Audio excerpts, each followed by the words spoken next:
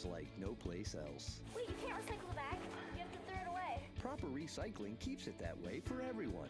Bags tangle in machinery and can bring sorting efforts to a halt. No bags. Trash the bags and keep our recycling program moving forward. No, Mom, look. No plastic bags. Do your part to keep our recycling bag-free. Trash the tanglers or return them to participating retailers. For more information, visit TampaBayRecycles.org.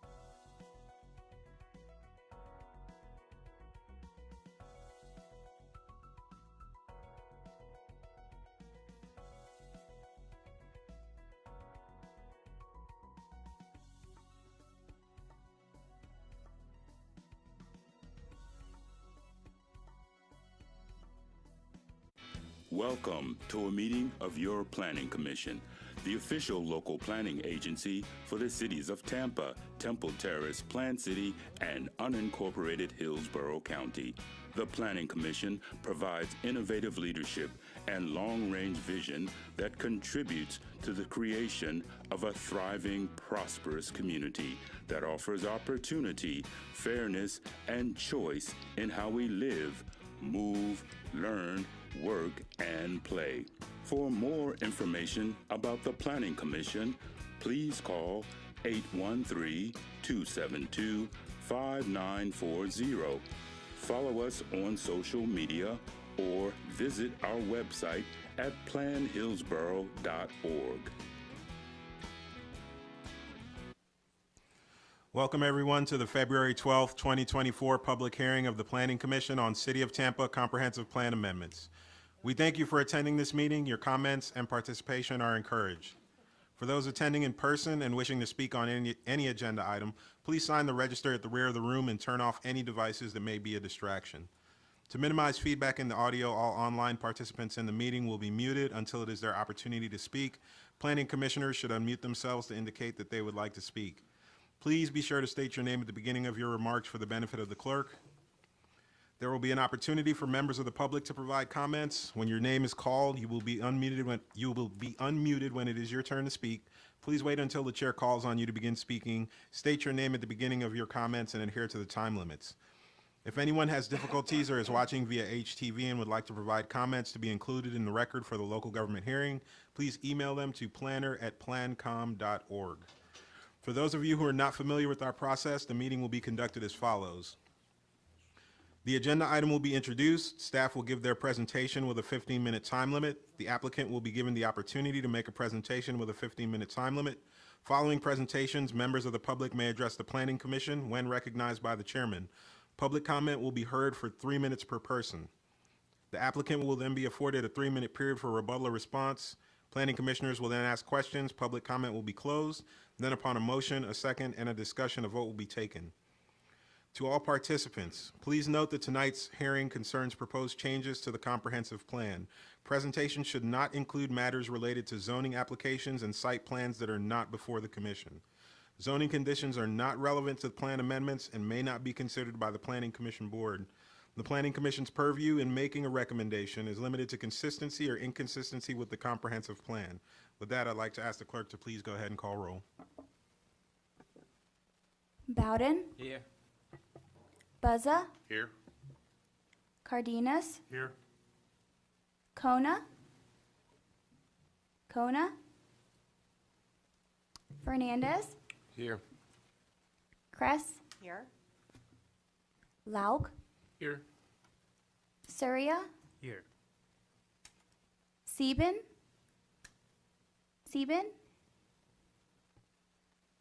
Orton. Here. Rodriguez. Here. Joseph. Here. You have a quorum, sir. Thank you. Our first agenda item is TACPA 23-20 Comprehensive Plan Amendment, 8300 North Albany Avenue and 2109 West Juneau Street, and the presenter is Jennifer Malone. Good evening, Planning Commissioners. Jennifer Malone with your Planning Commission staff. I am presenting this on behalf of Isaiah Hollingshead, who wrote the report.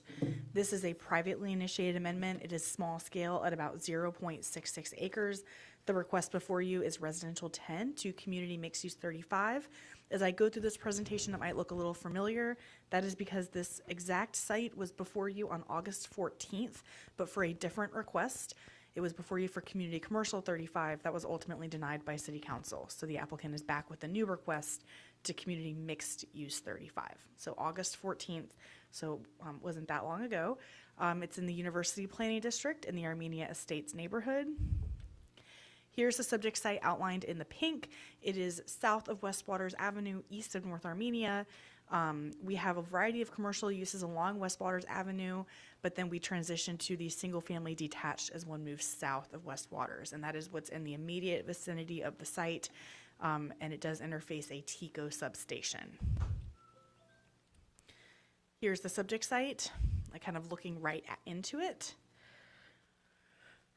Looking east towards Albany Avenue along Juneau Street, this is a single-family residence. And we have looking north along Albany Avenue, the surrounding area. This is next to the subject site, looking west along West Juneau. This is a single-family residence as well. And then here's the TECO substation that interfaces the subject site. This is the adopted future land use map. It is residential 10. That's the orangish color.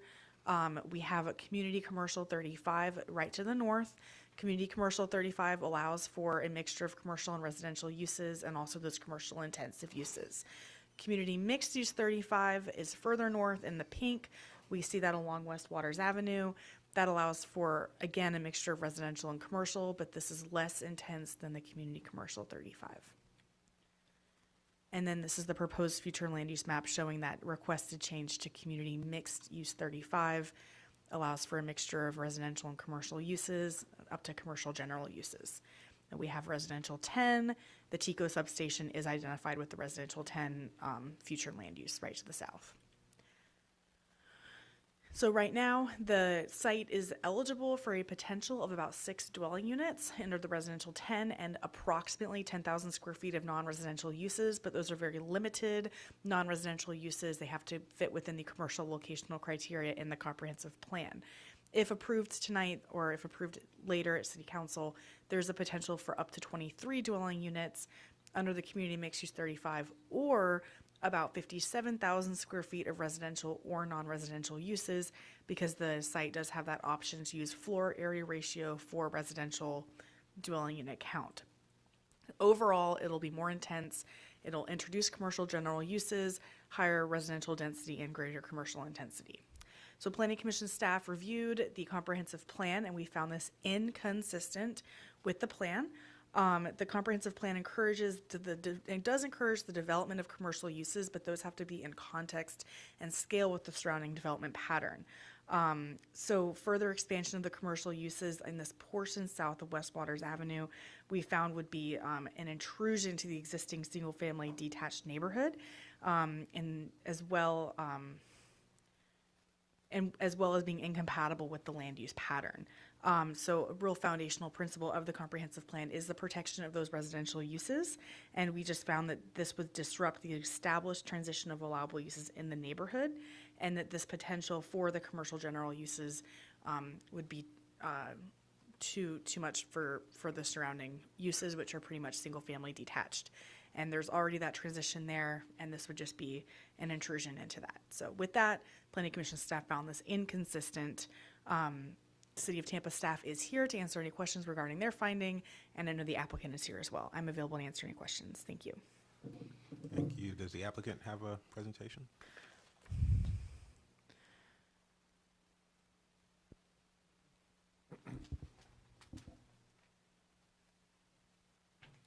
Mr. Chairman and board members, Todd Pressman, 200 2nd Avenue South, number 451 in St. Petersburg. I do have a PowerPoint for you that's up. This is TACPA 23-20, North Albany and Juneau Street. Let me tell you before I begin, there's one premise. As Jennifer presented a very good report, we are here to fix the issues and concerns that were brought up by Tampa City Council. That is the sole reason that we are here. So again, we're in Armida Gardens. It's a very small site, 0.66 acres. This is the site per the property appraiser.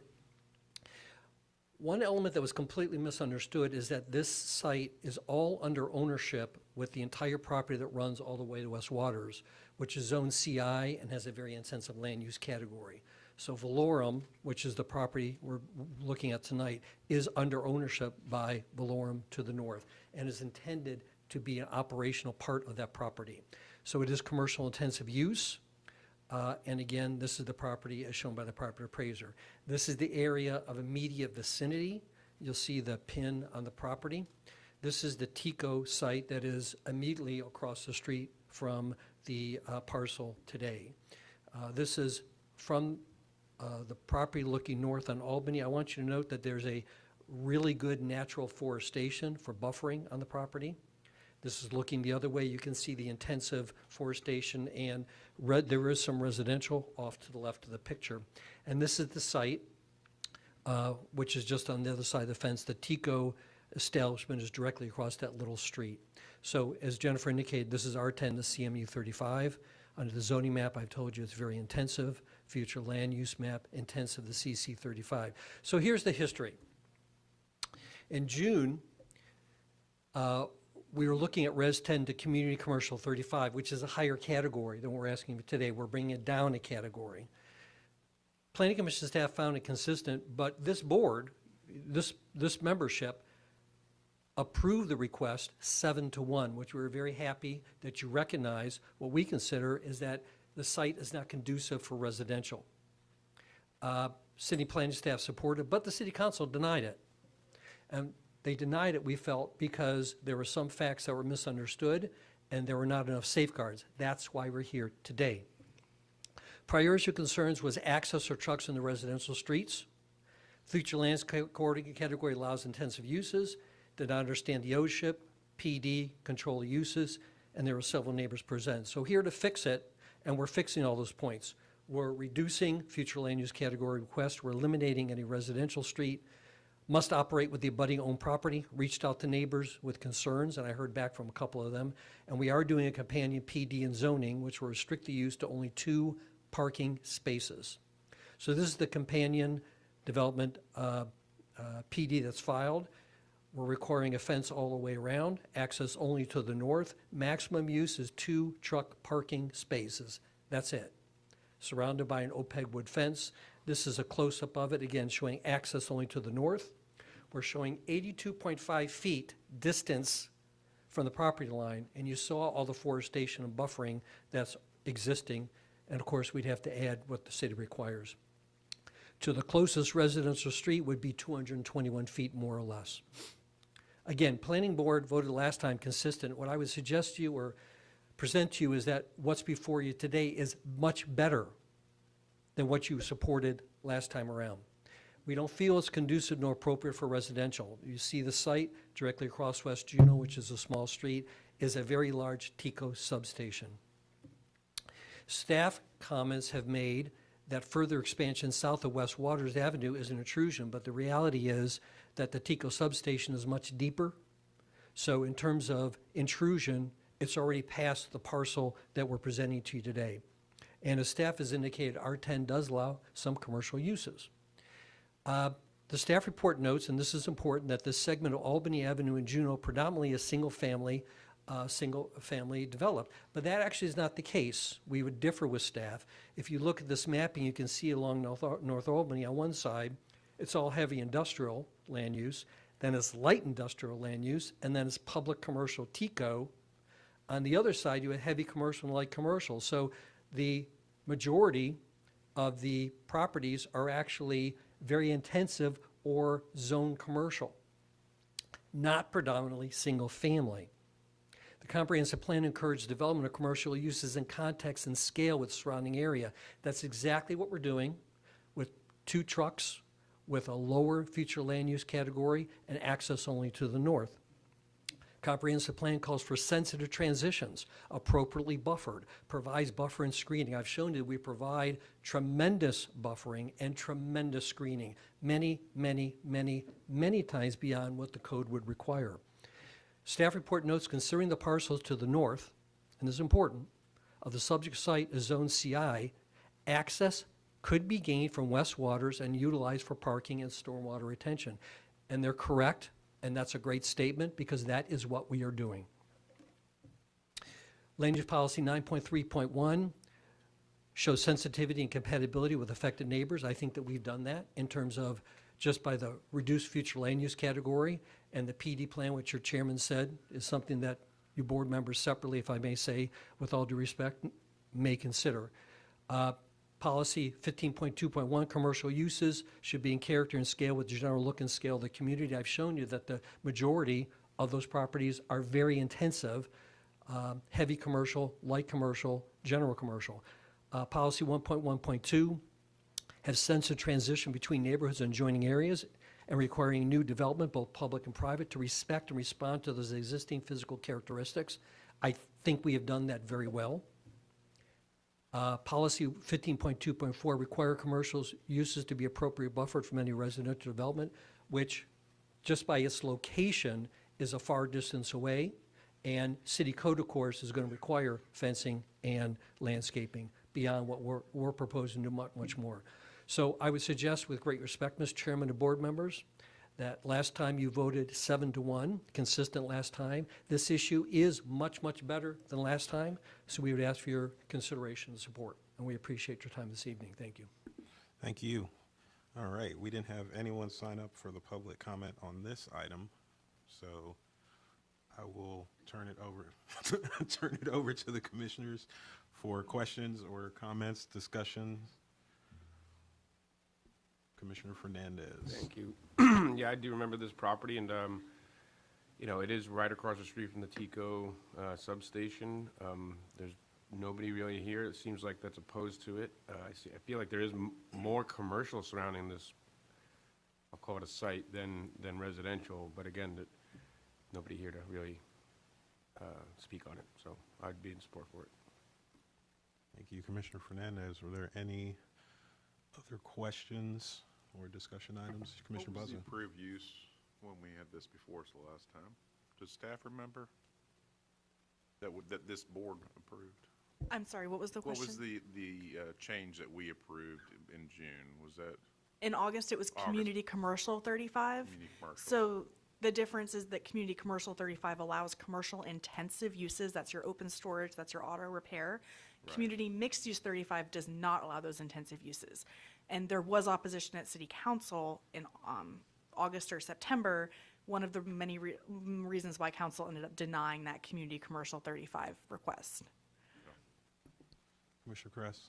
Jennifer, could you clarify, was the opposition from adjacent residential Yes. properties? Yep. Yes. Mr. Pressman looks like he, yeah. It's fine with me. There were, I think, I'm going by memory, I think there were 3 residents, maybe 4.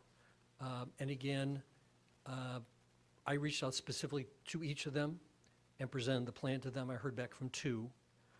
So we have made an effort to obviously meet those concerns, and there's no one here this evening.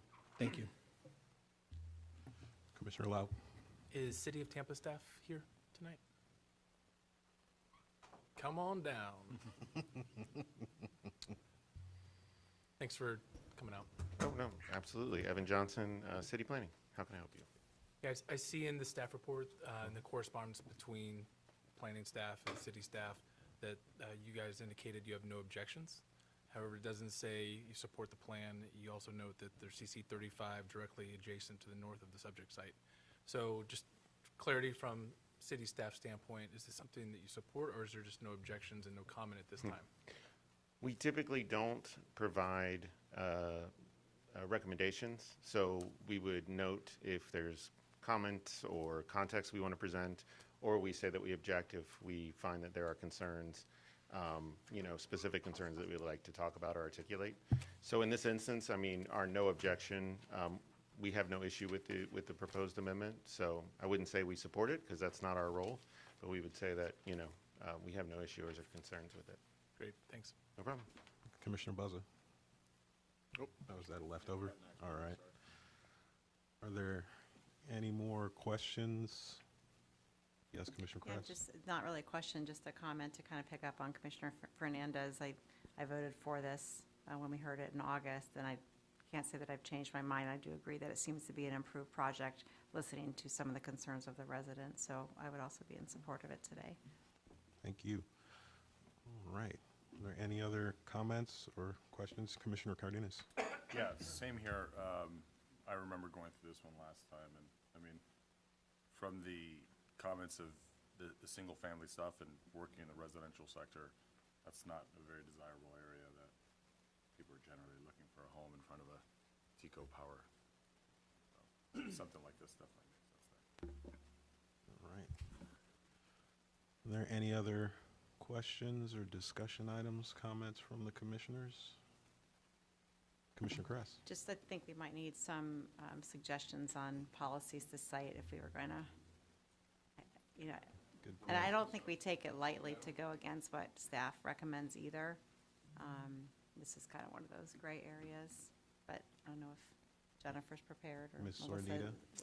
Sure. I noted that the applicant utilized land use objective 15.2 and policies 15.2.1 and 15.2.4 in their presentation.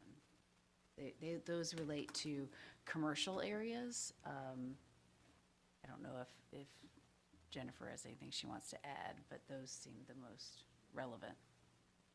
No, I mean, the only one I could add is if the commission agrees that that this is going to be developed in a manner which is sensitive and compatible to the affected neighborhoods.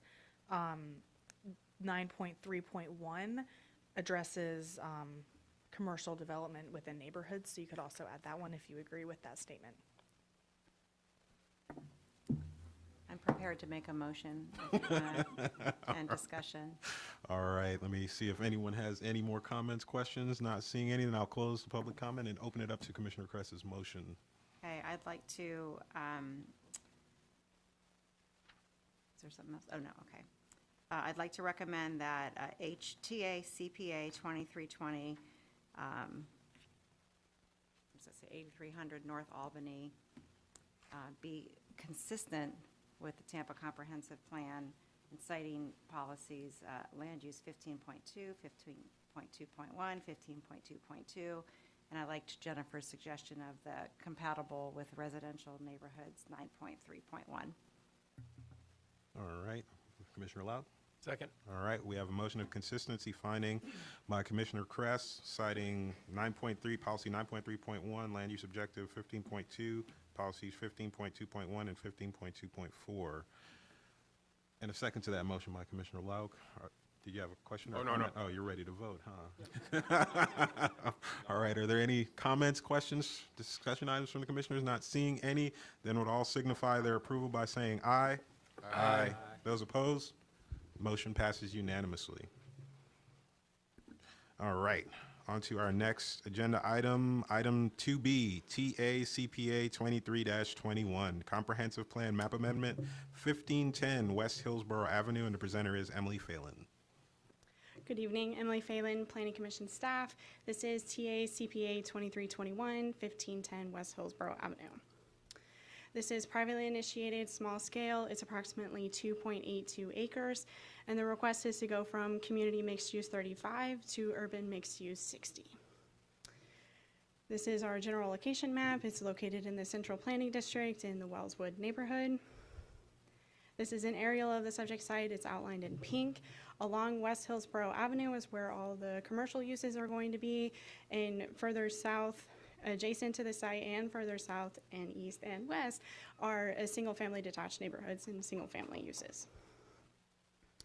This is looking at the subject site. This is looking east on West Hillsborough Avenue, and you can see the commercial uses. This is looking north. Looking south on West Brandon Drive, and you can see the single-family residences that are south of the site. And this is looking west on West Hillsborough Avenue as well. This is the adopted future land use map. The subject site is outlined in black and represented with the community mixed use 35 designation, which can be seen north across Hillsborough Avenue, as well as to the east along West Hillsborough Avenue. To the west along West Hillsborough, in the red is the community commercial 35 designation, and further south of the subject site is the residential 10 designation. This is the future land use map. The subject site again is here, outlined in black and represented with the urban mixed use 60 designation. These are the potential impacts of the site. It would allow the introduction of high intensity commercial uses and greater commercial density on the site. Under the existing community mixed use 35, the site can be considered for a maximum of 98 dwellings and slightly over 245,000 square feet of residential or non-residential uses. Under the proposed urban mixed use 60 designation, the site can be considered for a maximum of 169 dwelling units or slightly under 400,000 square feet of residential or non-residential uses. The City of Tampa did have an objection to this request, and they are available for questions. Planning Commission staff reviewed the request and found the request inconsistent with the goals, objectives, and policies of the comprehensive plan.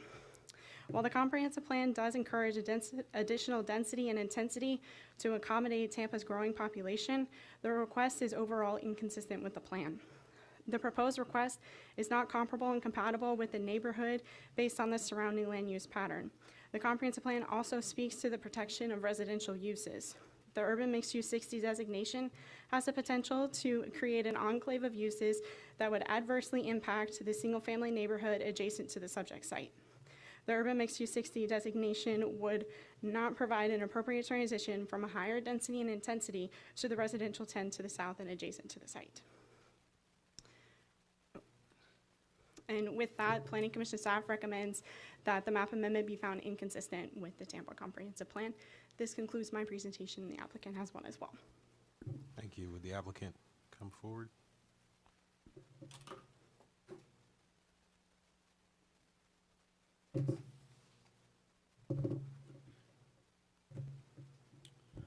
Good evening, Commissioners. My name is Tyler Hudson, and my address is 400 North Ashley Drive. So I think we're pretty well familiar with where the property is located. I think it's worth noting that the area in pink to the south of that is an alley that's not proposed for closure. There is unified site control over everything between Brandon Drive, Hillsborough, and then Rome on the west. This will be a repeated point of emphasis in my presentation, but Hillsborough Avenue is an arterial roadway, and that's the most high-trafficked, sort of high-density roadway classification the city of Tampa maintains. And then Rome to the west there is a collector roadway, which is the sort of second most intense. I think we're familiar with the colors at this point. So the comprehensive plan's long. It's about 300-ish pages. I think it's like 115,000 words. And there's a lot of provisions in the comprehensive plan that are general. There's some provisions that are more specific. And I think where staff and we as the applicant have a point of disagreement is on the emphasis of those. We think that this application is supportable by just the plain language of what the comprehensive plan says, but it requires looking at things from a little bit of a different emphasis than what is in the staff report. But in terms of what policies matter, things like that, I think we're in fair agreement about that, about what the comprehensive plan does say. It's what it emphasizes that I think we probably disagree about. So let's talk about emphasis. There are two corridor types that the comprehensive plan talks about among those 350 pages. One is transit emphasis, the other is mixed-use corridor. Hillsborough Avenue is both. So what does that mean? So in the lead-in language of the comprehensive plan that addresses these sections, it talks about these being areas where, quote, intensification is possible and encouraged. Roadways that are suitable for redevelopment and intensification. Opportunities for providing, quote, higher density housing. This is Hillsborough Avenue. This is not a small road at all. It's right now characterized largely by commercial development, and I think what a lot of folks would characterize as an underutilization of land. Currently, this is a pretty good-sized church in a massive surface parking lot on one of the most, arguably one of the main east-west thoroughfares in this entire county, and certainly within the city of Tampa. FDOT has taken notice of that. So there's a fairly significant construction project it started in March. It's going to be completed in early 2025 with sort of a advanced sort of traffic management system in terms of how lights are timed and things like that. So this is a road that, certainly I think this commission's familiar with the repeated complaint about the quality of roadways in the county and the city, but this is an area that's actually getting some attention from FDOT, which I think bears in mind when we think about potentially bringing more people to live on this arterial roadway. From a transit perspective, two of the top 10 routes in HART's network intersect here, the 34 and the 45. The 34 runs between Net Park and the Northwest Transfer Center. That's not right. What it says on screen about 30-minute frequencies is actually 20-minute frequencies, which is the closest Tampa has, almost the closest Tampa has to really a sort of a high demand mass transit service. The Route 45, kind of imagine like a set of stairs that goes from West Shore Plaza up to the northeastern part of the county. So you already have, by Tampa standards, a fair amount of transit at this literal intersection, not just along Hillsborough Avenue, but at the intersection of Hillsborough and Rome, which is where we're talking about. mentioned this at the outset. I think it's important to know that the site is under common ownership by the church. In terms of talking about bufferings and things like that, I mean, Chairman Joseph said it well at the outset. While tempting, those really aren't considerations for this specific part of the process. I can tell you that there is a companion PD. It does push 93% of the density on the combined parcel onto the purple parcel that's shown there. The reason we're doing this is to try to have adequate density to make a project work that keeps the church, that brings another use to bear, really two other uses, commercial and residential. But the whole goal of this is to push it onto Hillsborough Avenue, where your comprehensive plan talks about densification for roads like Hillsborough that are transit emphasis in mixed-use corridors. From a compatibility standpoint, that's another thing that kind of pops up in the staff presentation, or the staff report. Hillsborough is a lot like two other roads, Gandy and Kennedy. And on Gandy Boulevard, you have significant stretches, you can see them outlined in the white boxes, where UMU 60 coexists alongside R10. The world still spins.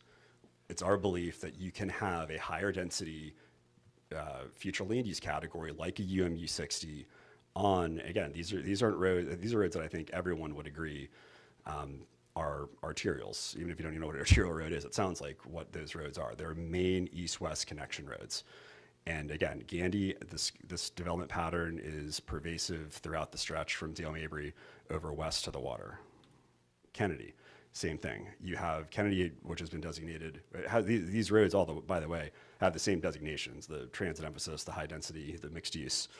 Same thing. You have R10 adjacent to UMU 60, and it's through the zoning process, which again, I think it puts you all in a tough position. I think it puts neighbors in a tough position that you can't really see that. And there's a little bit of a trust but verify piece here, but how does the buffering work? How do you make it compatible? It's through the zoning process, and there's the land development code is replete with provisions about how you integrate high density, low density land use within a single unified site plan. But that's not what we're here to talk about. There's a lot of supporting policies behind this. Again, some of these are mentioned in the staff report, not obviously with the conclusion of consistency, but we all agree that they say the same thing. We're talking about, and this is in the context of the Central Tampa Planning District, which this project's located in, fostering urban lifestyles through mixed use, talking about higher density, directing infill on underutilized sites. The city of Tampa population's increased not insignificantly since 2016 when the comprehensive plan that you all regulate was introduced. This is a place where people want to go because you have great access to interstates, to Hillsborough as an east-west connector, and that's why folks want to be in this area. On the mixed-use corridors section, again, there's talk about having a broader mix of uses, higher density housing. We don't disagree. That's exactly what we're asking for. We are asking for an incremental one step up in terms of density than what's there now, in a manner that we think is very consistent with other arterial roads like Gandy, like Kennedy, and now it's just bringing that northwards up to Hillsborough. The rest of these, if I could pass. The rest of these policies are in what I'm passing around. They're also in the staff report, but we believe that there is substantial justification to support this, to find this consistent with not just the direction of the comprehensive plan, which is sometimes challenging to deduce, but with just the plain language of what it says. Roads like this are prime for densification, and we believe that the land development code and the comprehensive plan that would affect an eventual, the rezoning that follows this application provides adequate safeguard to ensure that the negative effects that density can bring to adjacent different development patterns are minimized or mitigated completely. So with that, I really appreciate your time, and I'm happy to answer any questions you have. Thank you. All right, we had a bunch of people sign up for public comment on this one, so I will start off with the one virtual individual because we have two virtuals. Start off with the virtuals though. Is Adriana Adriana G on the line? Adriana is not on. Okay, what about Jackie T? Jackie Toenis? I am online. All right, please, you have 3 minutes. You can go ahead with your comments. Right, my name is Jackie Tones, and I am a resident of Wellswood, and I am respectfully asking that these plans be found inconsistent with the 2040 Tampa Comprehensive Plan, mainly due to the density and the height. What is not being said is that this is going to be a 6-story complex sitting right next to a largely single-family residential neighborhood. Other multifamily within and around the Wellswood area are no higher than 2 to 3 stories. So it is, to me, grossly out of proportion with what is currently existing. The requested zoning, I find, is also inconsistent with the future land designation. The rezoning request would increase the density by 63%. That's not an insignificant increase. The requested zoning is also inconsistent with the surrounding land uses. There is nothing else to this scale or height, as you can see in the pictures, within this area. Fear is that if this were to be approved, then a domino effect would take place, allowing for additional developments of this size and scale, completely changing the character and what was set out in the Tampa Comprehensive Plan as a vision for this area. I would also say that the scale of this development would add further strain to the infrastructure in and around Wellswood, particularly the roads. So yes, while we are on Hillsborough, our section of Hillsborough is considered a constrained roadway, meaning that there are physical constraints that will prevent widening of the road further. On a good day, we have backed up traffic down Rome. There's just a lot of issues with the Rome and Hillsborough intersection as it stands today. I will say that also the residents of Wellswood have largely been uninformed of this particular meeting. There is a neighborhood meeting tonight at 7 where they will actually be informed of the plans that the developer has. So they are not necessarily here in force because they don't know about it yet. And I will end in just saying that both the City of Tampa and the Hillsborough Planning Commission have found this plan to be inconsistent with the Tampa Comprehensive Plan. So I respectfully ask that that vision be upheld and this request be denied. Thank you. Thank you, ma'am. All right, we will go to Louise Jones. Is Louise Jones here in person? Nope. All right. And then we will start with our back of the room sign-up sheet. And I will start with Mark Caldevilla.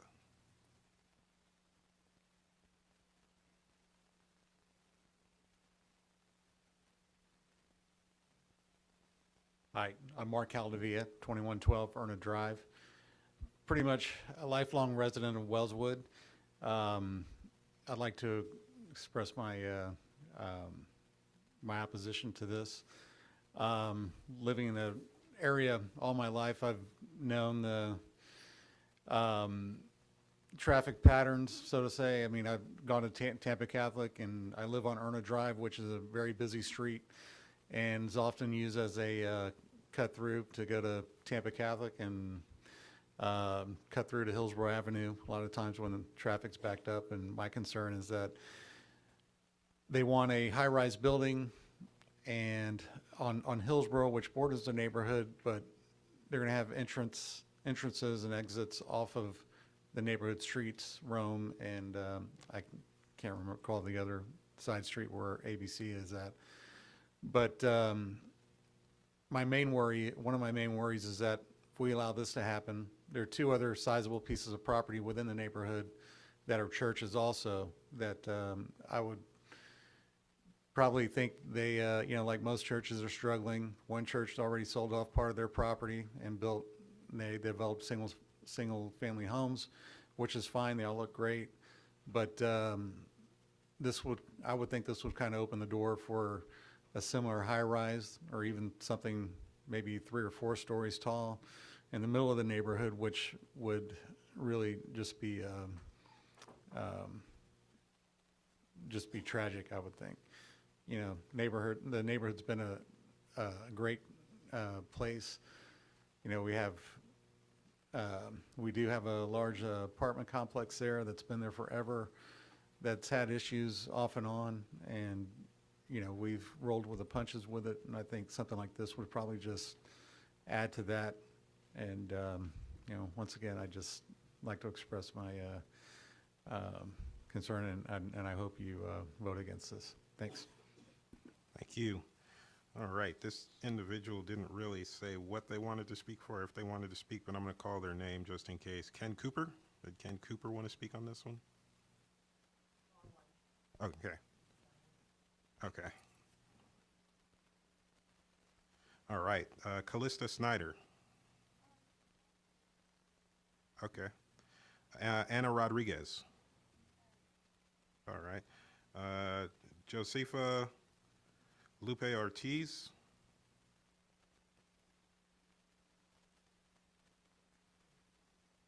I am not as articulate as my people that. Ma'am, could you state your name for the record? I'm sorry, Josefa Lupe Ortiz. My address is 1704 West Beddingfield Drive. I just have some thoughts that I would like to share with you. My family moved to my current address when I was 16 years old. I'm going to be 70 years old. I understand that the Crosswind Church is irreparable. I understand that the Crosswind congregation needs a new church. And I understand that the Crosswind Church at the entrance to Wellswood is a positive, spiritual, faithful reflection of the character of Wellswood. But I believe that the scale of this project is not beneficial to the character of Wellswood, which is a family neighborhood. It jeopardizes our way of life, a way of life that many of us have worked for many years. In my family's case, for 55. We have diversity in Wellswood. We have new and long-time homeowners. Our homeowners are white-collar, blue-collar workers. We're immigrants of different nationalities, different faiths. We have young owners. We have senior citizens, and in between. We come from and practice different faiths. We have public and private schools at the enrollment, at top enrollment. We walk along Rome Avenue. We pick up the trash that everyone throws out. We look out for each other. We interact with each other and are vigilant of each other's properties. Apartment residents are temporary residents and therefore not vested in the neighborhood. Based on all the concerns that my neighbors have voiced and will voice here today, that Gilbane Development Project in Wellswood and neighborhoods like ours are not positive way for our neighborhoods, for Central Tampa, for our city, and for our state's future. It is erasing our history and our past. Thank you. Thank you, Ms. Ortiz. Very well said. All right, next up we have Jan Johnson.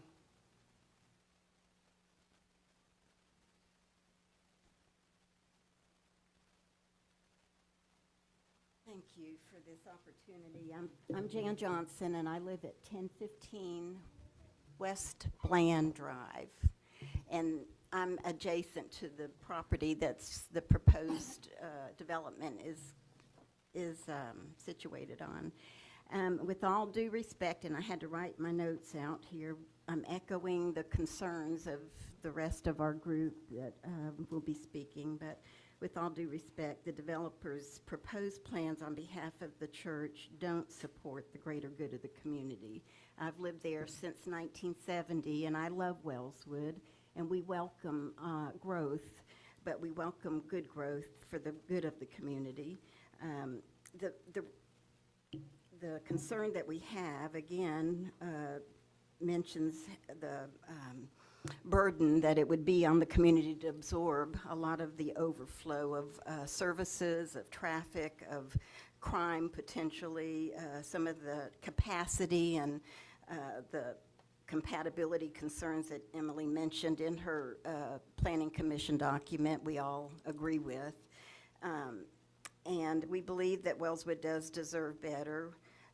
We believe that the city would benefit if there was a different approach. We know that the church is struggling right now, and that this situation, we shouldn't sacrifice the greater good of Wellswood to accommodate this church. We want to preserve the highly desired, value-driven character of the community. and believe that there is a better option that would create added value for this community. Again, that density is just causing a lot of stress to people that live in the community. We've heard back from so many others, as I said, that are concerned that can't be here. So just wanted to echo that. And just so you know, Wellswood is in central Tampa, so we know we have 2 or 3 schools that come and go in and out of Rome Avenue. The traffic situation is it's a stressor in itself. We've asked the city for traffic studies in the past, so we don't have that yet. I think there's an analysis that the developers included with their request, but we haven't gotten anything yet from that. So again, just wanted to mention that we have, over the years, we've asked for sidewalks, we've asked for improvements in our community, and so many things are so old, wastewater, sewage, all of those things need improving.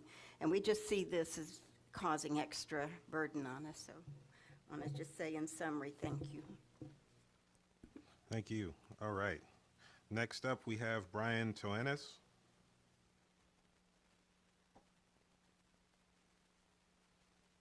Good evening. Brian Tonis, 4907 Wishart Boulevard. I come here to speak against the petitioner's plan. I have been a resident of Wellswood since 2007 when I purchased my home from my maternal grandparents. They had been there since 1987, and my paternal grandparents lived just around the corner on Bass Drive since 1950. So my entire life I've either lived in Wellswood or spent summers there with my grandparents. So I'm very much in tune with the neighborhood and the character of the neighborhood, the history and so forth. And it's very concerning and upsetting to me what is being proposed here, because it will grossly change the character of the neighborhood. If we can make an exception for this, there's no reason we can't make an exception for the next one and the one after that. And I heard the petitioner bring up Kennedy Boulevard, Gandy Boulevard, and I don't want my neighborhood to look like those streets. There's a reason we have the comprehensive plan. There's a reason it was put in place, and if we're not going to follow the rules, we might as well just pitch the whole plan altogether. There's a reason it's here, and I don't see any good reason to make this exception. I'm not opposed to growth. I'm not opposed to development, but it needs to be smart growth that makes sense with the neighborhood. And I know developers love to say things like that, but they're not the ones you have to live in the neighborhood where the change is going to happen. As a resident of Wellswood, I would respectfully request that you find this inconsistent with the plan. Thank you. Thank you. All right. Next up, we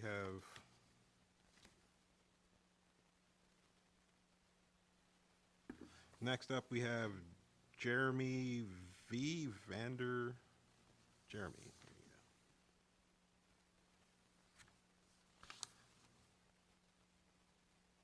Sorry about the chicken scratch. My name is Jeremy Vanderloop.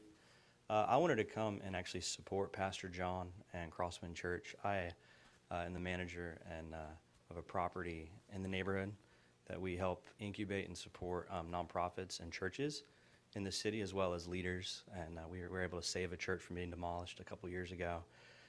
And so about 2.5 years ago, we were working on this, really trying to help create startup churches. There's a great connection between churches leaving our city because they can't afford it, and a lot of studies that show if we lose churches in the city, violent crime goes up because the churches and the nonprofits do a lot of work that people don't see. And so I've spent many times with Pastor John, praying with him, supporting him, actually worked on the project with him a little bit to try to think through and plan through how they could stay in the city. And they have a 100-year history in the city, a very diverse history, and have done a lot for Tampa over the last 100 years. And the idea that they had was to build a new, more efficient church on the back R10 portion of the property, and then push a lot of the much needed housing to the front commercial general section. And that's why they're asking for this, is that was to try to keep them in the city. And I did look at the plans with Pastor John, and there's about a 230, 250-foot distance between the back of the apartment complex and the front door of a single-family house. And so they're thinking through a lot of things. And like I said, I spent a lot of time with the pastor and the church. We had a lot of history with the church personally. And I just wanted to show my support. I know it's painful growth as a city. I mean, I live not too far away, and we have a 245-unit apartment complex being built at the end of my street, and it's hard. We're processing through it, but I just wanted to, show support as a city to support our nonprofits and our churches, and try to be creative with them to keep them in the city, because I don't want to live in a city without them. They do a lot of good for us, so just wanted to show support. Thank you, sir. All right, next up we have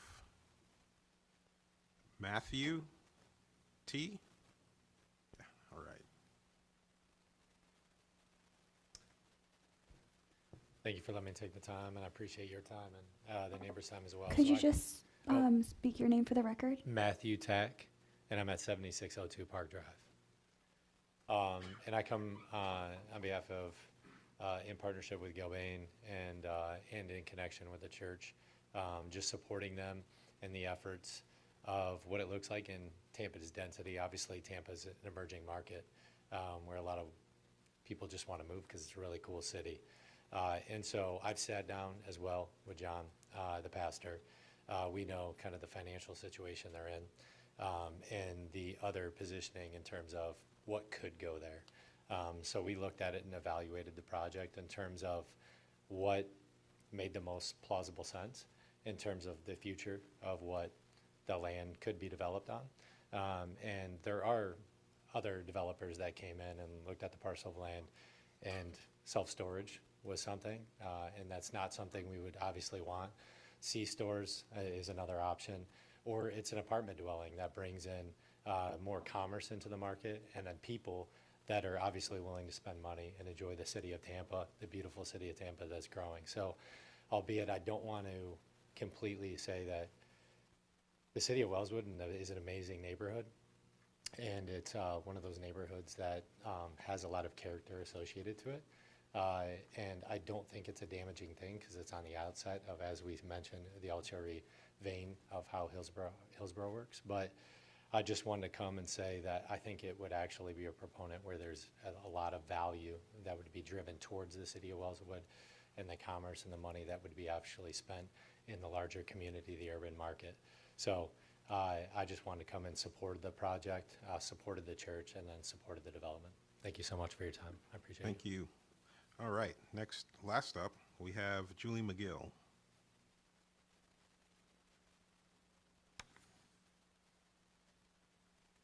Good evening, Julia McGill, 4922 Wishart. First, I'm going to say I do feel for the church. I do. I don't think they should be allowed to build, though, at the neighborhood's expense. This is 63%, I think I heard, density increase. That's huge for what we are facing right now without this building. The traffic on Hillsborough has at least doubled in the last few years. Just to get from the interstate, it used to take maybe 10 minutes to get off of Wishart to get to the interstate. It's 20 minutes now. If you let something like this be built, first of all, you're never going to get out on Hillsborough, which there's no light to get out if you're turning right on Hillsborough. You can go to the light, but most people take this exit. There's no light. Second of all, Rome is very constrained from Tampa Catholic High School when they let out. So when you live in Wellswood, you get used to, okay, you know what, it's school time letting out, I'll just wait 10 minutes because you're not going to get anywhere down Rome going the other way. Most of those kids are heading toward Hillsborough. This is just going to be a congestive failure if this is allowed to be built. Our resources are constrained. We all know residents that around 6:30 at night, our water pressure drops, okay, if we know everybody's taking a shower at that time. We don't have enough infrastructure in Wellswood right now. We have potholes on Rome Avenue that they keep patching with tar. I'm a general contractor, so I see this every day. They just patch with tar, and they keep sinking, and they keep patching them with tar. If they can't fix Rome, what makes you think that you can have an enormous more amount of traffic traveling on Rome without completely destroying everything underneath Rome?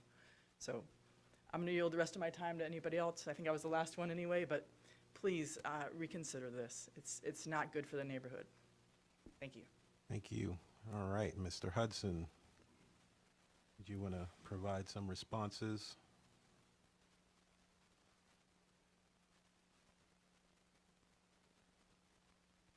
Good evening again, Tyler Hudson, 400 North Ashley Drive, for the record. Let's start with one thing, which is a definitely a point of agreement that Wellswood's an awesome neighborhood. My 7-year-old son, my 5-year-old daughter go to school in Wellswood. It's a neighborhood that more people want to live in because it's a great neighborhood. And the city has not produced an adequate amount of housing stock to accommodate not just the people that are moving here in droves, but that who already live here. And the comprehensive plan is replete with policies about ensuring that there's adequate housing stock. Home prices and rental prices will tell you that there is not an adequate stock now. So the question is, where does it go? The good news is your comprehensive plan already talks about where we should be directing growth, and it's onto transit emphasis corridors, mixed use corridors. So again, I think we agree with the neighborhood that it's a great place. The notion that multifamily development is totally incompatible with the development pattern there, I don't think there really is grounding in the comprehensive plan for that notion, nor like is there any grounding for this idea that we have to keep Hillsborough Avenue just currently in the state that it is, that's alone sufficient, because it's not, in terms of the market tells us that. There was one reference about community outreach. I want to make a comment about that. We don't schedule your hearing dates, obviously, and half of the development team is at a neighborhood meeting now with folks in Wellswood. There's been a lot of community outreach about this, and a lot of the concerns that you heard are understandable concerns. What does the building look like? How many parking spaces does it have? What about the trees? What about that tree? Again, those are things that are going to be addressed in the zoning process. The really narrow matter before you, and I don't think it's easy, but I think it's fairly simple, is should a parcel of land with this much Hillsborough Avenue frontage that doesn't connect to, that doesn't intrude as far back in the neighborhood as it could relative to the common ownership, is that wholly inconsistent? Is there no grounding, is there no basis at all to approve something like that? I think the answer is no. I think the more specific provisions of the comprehensive plan that address roads like this, if you add up all those policies versus the policies that are just generally could be used against sort of any application, the balance of weight, I think, is on the objectives, specifically in the mixed use, in the transit emphasis corridor language that supports this. And I would note that was an intentional choice. I mean, the other choice that the church had would be to keep the frontage parcel as it is, and then densify the interior of the neighborhood, and then shove all that density back up to Hillsborough Avenue. That's an option, but we're trying to be very transparent with what we are trying to do, which is to densify just the frontage parcel and use all of that newly accrued density on the frontage parcel. As I mentioned, the entire site area, 93% of the development on the site, based on the PD, that I've cautioned can't be considered too much, is on this frontage parcel, meaning just 7% is what's facing back into the single-family neighborhood. So I appreciate your time, appreciate everyone's time that's come out, and I'm happy to answer any questions. Thank you. All right, to the commissioners for questions, interrogations, discussions. Commissioner Fernandez. Thank you, Mr. Chairman. Can we hear what the city's objection was?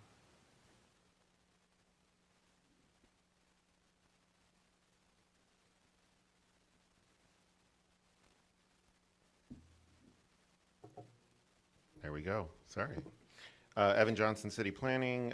Yeah, I mean, generally, I think we agree with what the Planning Commission staff said. I think that the level of intensity increase is inappropriate in this location. This would be the only UMU on Hillsborough Avenue.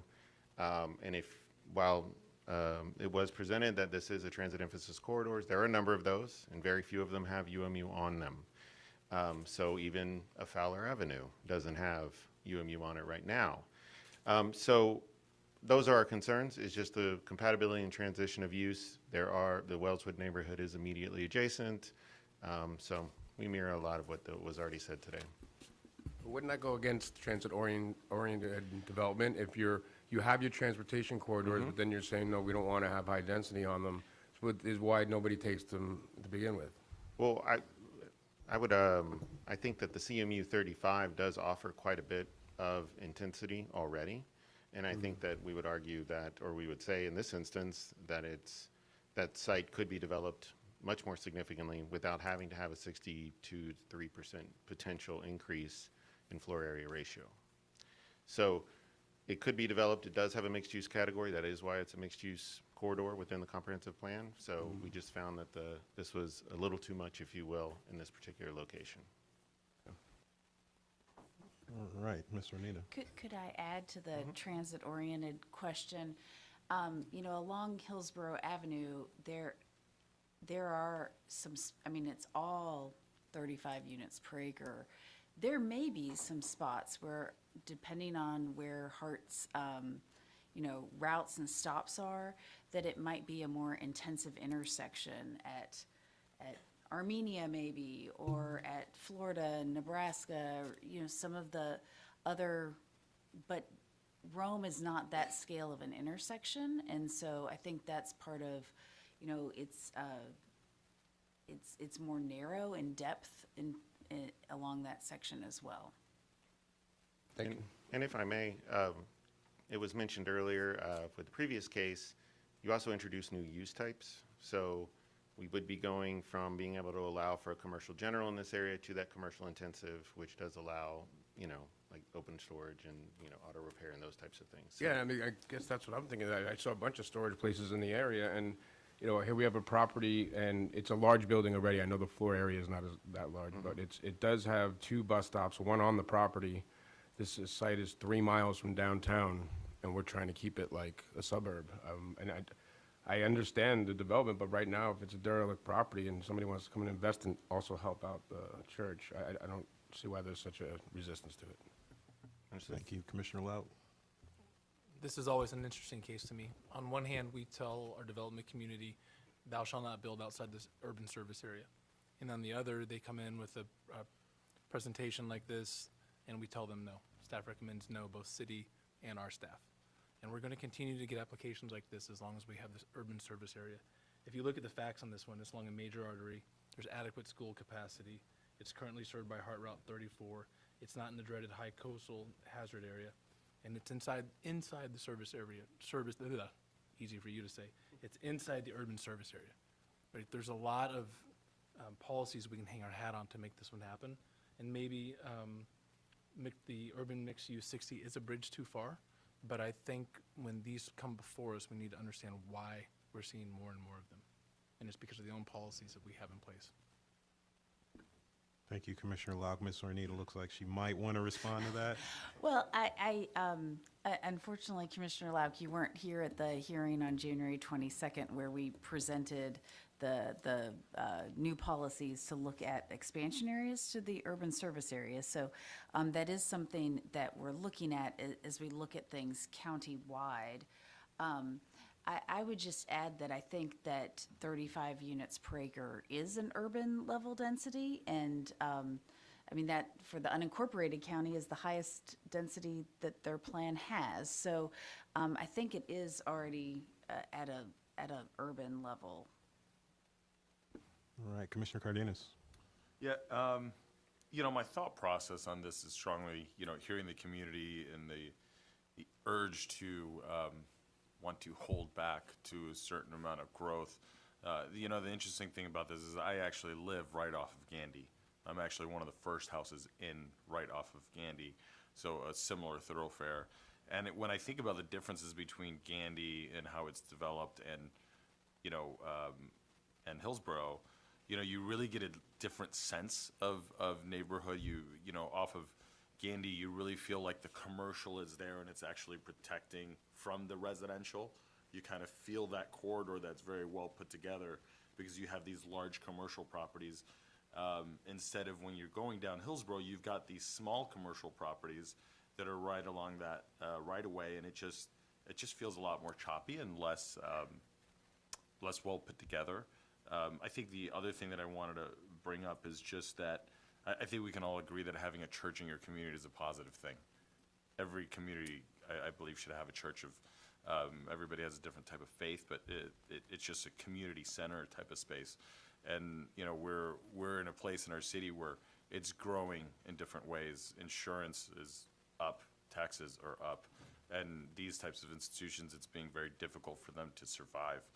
And to find a developer that wants to be inclusive of that and say, hey, you don't have to go, we'll work with you and we'll keep you in our community. I think that's something really important to think about while you're trying to hold back from maybe what feels like the loss of your community, to actually find a developer that's trying to keep that going, I think is a positive thing, because you know, their alternative, if this doesn't work, could be selling at a discount. And then what do you end up with? You could end up with something that is much less quality, much less attractive, and maybe bring something negative into your community. You know, with that said, you know, if you think about the city overall, we're trying to figure out ways to increase density. Throughout the city, they're talking about adding the ability to have ADUs inside of the communities. Why? Because we don't have enough mixed-use structures to be able to adequately serve the people that we have living here. So, you know, I understand the sentiment. You know, part of my reasoning of sitting on this board is because I come from a bigger city. I come from a bigger city like Chicago, where I see a huge amount of density. And I love the way Tampa is, and I want it to not necessarily turn into that. But we've got to figure out a way to make things fit and to make things work. And, you know, I would really hate to see this church fail and then have to sell at a discount, and then you end up with something that's worse. So just for the community members, it's a thought. This is something that I'd support this. Thank you, Commissioner Cardenas. Mr. Hudson, I had a question. How come you all seem really adamant about the UMU? Why not? We've had some alternate suggestions. Was it CMU 35 or CC 30, whatever? Yeah. Sure. That was, I don't want to insult it by saying it was a strategic decision, but it was what's the least harmful, right? Like Hippocrates, do no harm. Is it better to intensify incrementally one level up the parcel that's solely fronting Hillsborough, which I think creates a precedent that I think is pretty defensible because, again, arterial roadway, the corridor mentions in the comp plan, that was option one, which we've chosen. That's before you right now. Option two is to keep the frontage CMU 35 and densify the interior parcel where the church would actually go, make that CMU 35, and then through the zoning process, push it all back up to the front. The reason we thought that was more harmful than option one is that is going to create a precedent that you go from single family land use to higher density mixed use in the interior of the neighborhood.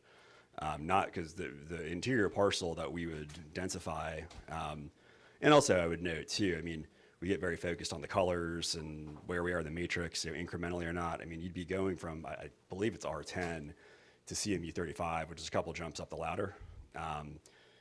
And again, from a neighborhood harm standpoint, which admittedly, I'm the developer's representative, I think that has the risk of creating more harmful precedent than option one.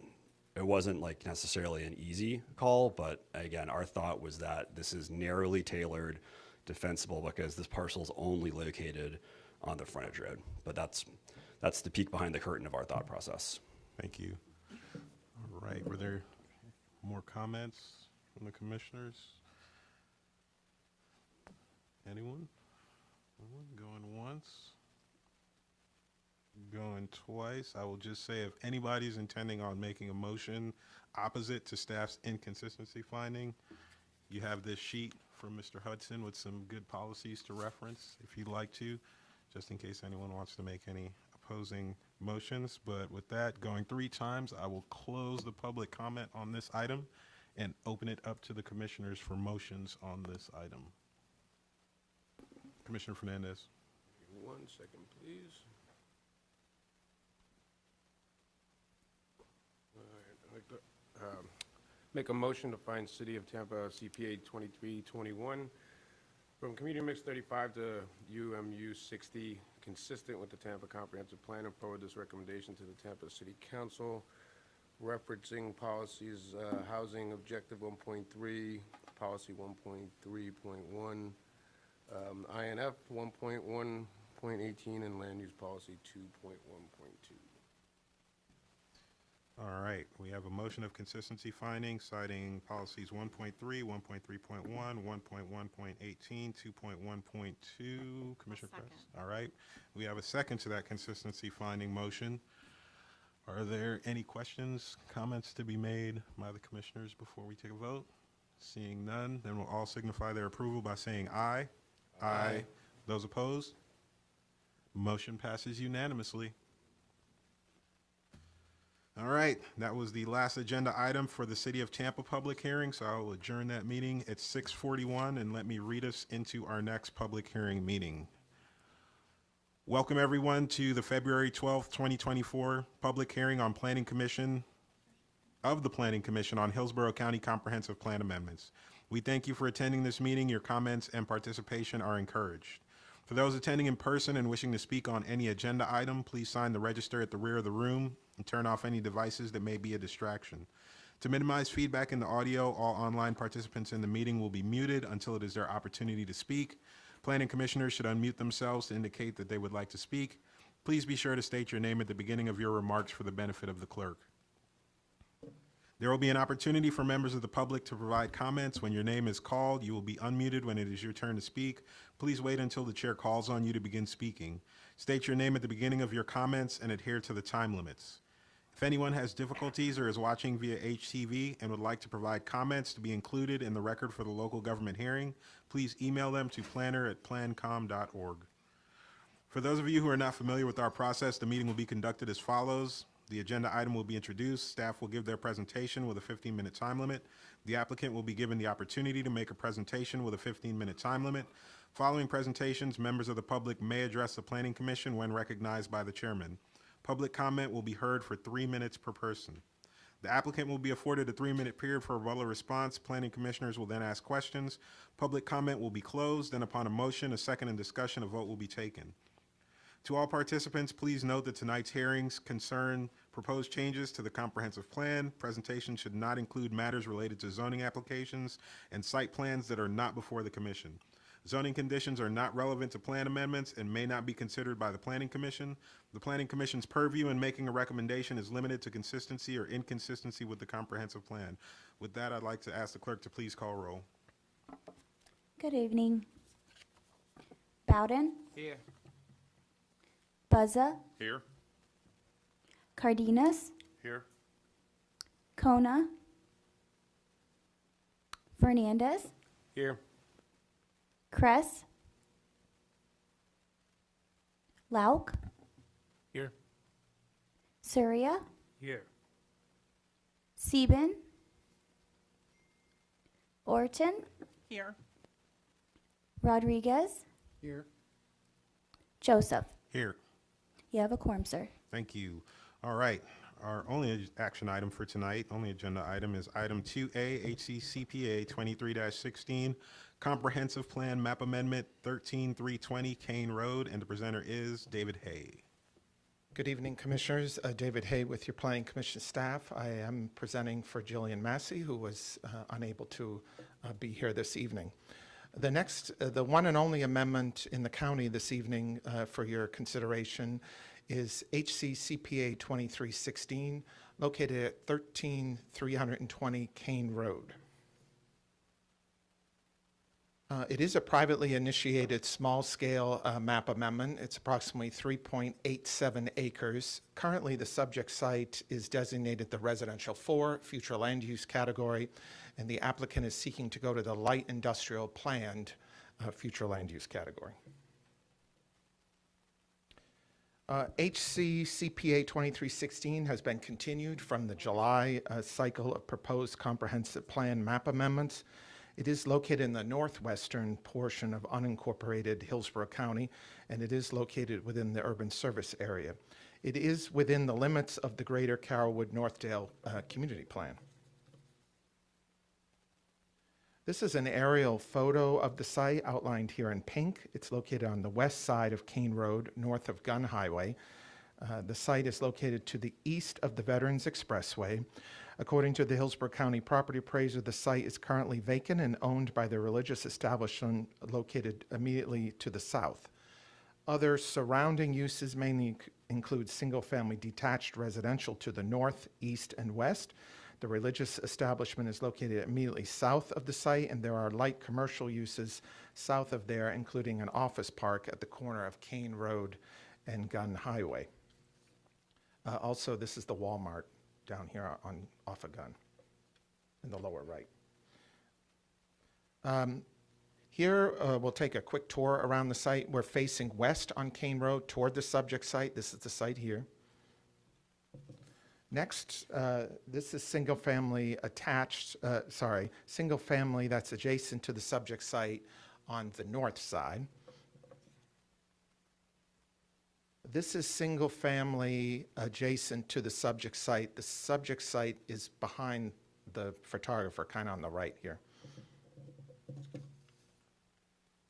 This is a view from Kane Road, kind of looking southwest into where the religious establishment is, and this is the driveway into that, where the religious establishment is. And then this is the office park located about 800 feet south of the subject site. This is fronting along Gun Highway. Here we have the adopted future land use map. You can see the subject site is outlined here. Currently, it is designated as residential 4, which allows consideration of residential uses at up to 4 dwelling units per gross acre. That's typically single-family detached. And suburban scale neighborhood commercial, office, multi-purpose, or mixed-use projects are limited to 0.25 FAR, though has to meet commercial locational criteria. The site is completely surrounded by the residential 4 designation. Further south across Gun Highway is designated as residential 6, which is the yellow, and then you have the residential 9, which is the darker tan. This bright red is the office commercial 20. That's where that Walmart is on Gun Highway. And then if you keep going west on Gun, I believe this is residential 12, and then you've got the Veterans, and it goes over to Citrus Park. This is the proposed future land use map for the subject site. The proposal is to change the future land use from that residential 4 to the light industrial planned. The light industrial plan designation allows for consideration of light industrial uses such as processing, manufacturing, recycling, and storage of materials as the predominant use, including support offices, warehousing, and rural scale retail uses pursuant to locational criteria. Residential uses are not permitted in that category. This slide outlines the potential impacts from changing the site from residential 4 to the light industrial plan. Currently, up to 15 dwelling units can be considered on the site, and a change to the light industrial plan would not allow for any consideration of residential if approved. Under the Res 4 designation, up to approximately 42,000 square feet of non-residential development at that floor area ratio of 0.25 FAR can be considered subject to that commercial locational criteria. The change to light industrial plan would allow up to approximately 126,000 square feet of non-residential development at a floor area ratio of 0.75. The proposed amendment would eliminate, again, the possibility for any residential and would introduce those light industrial uses onto Kane Road. Planning Commission staff has reviewed this application for consistency with the comp plan and has found it to be inconsistent with several policies. First, policy 1.4 of the future land use element, which is relating to compatibility in the urban service area and allowing the characteristics of different uses to be located near or adjacent to each other in harmony. Staff found that the proposal for the light industrial plan would not be in harmony with the existing residential development in that area and could introduce truck traffic and things like that onto Kane Road. Objective 16 and associated policies relate to neighborhood development and the protection of existing neighborhoods by using site planning techniques to ensure a gradual transition in intensity between land uses. The light industrial plan is diametrically opposed to single-family detached due to the intensity and again, that introduction of potential truck traffic associated with light industrial uses.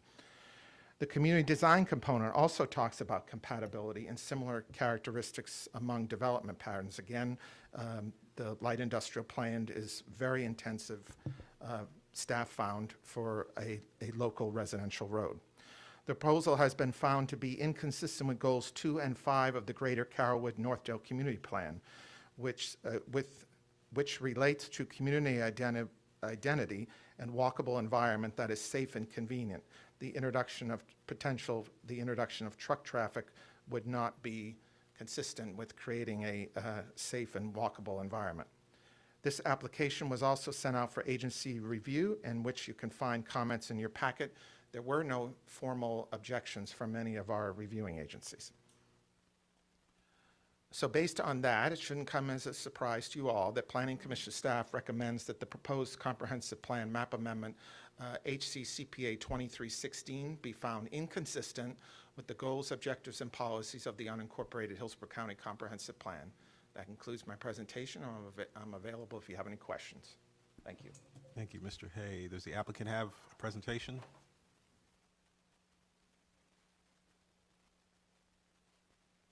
I think I have it, David. Yeah, thank you.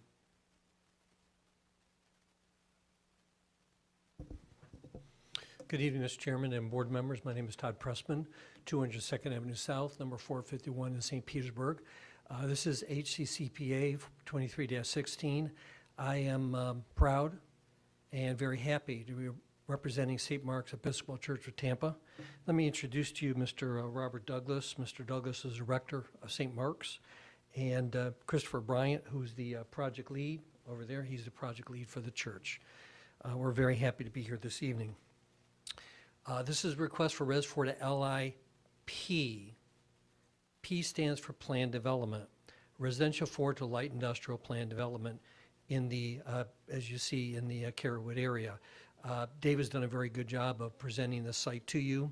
I do want to clarify, just in a minor fashion, this is the site as it's presented as actually 2 parcels. Abutting to the south is the existing church building and property. So the rezoning site's to the north that is vacant. It's composed of 2 parcels. And again, clearly designating to the rezoning site in relation to the church. St. Mark's Episcopal Church has been has a presence in Tampa for a very long time.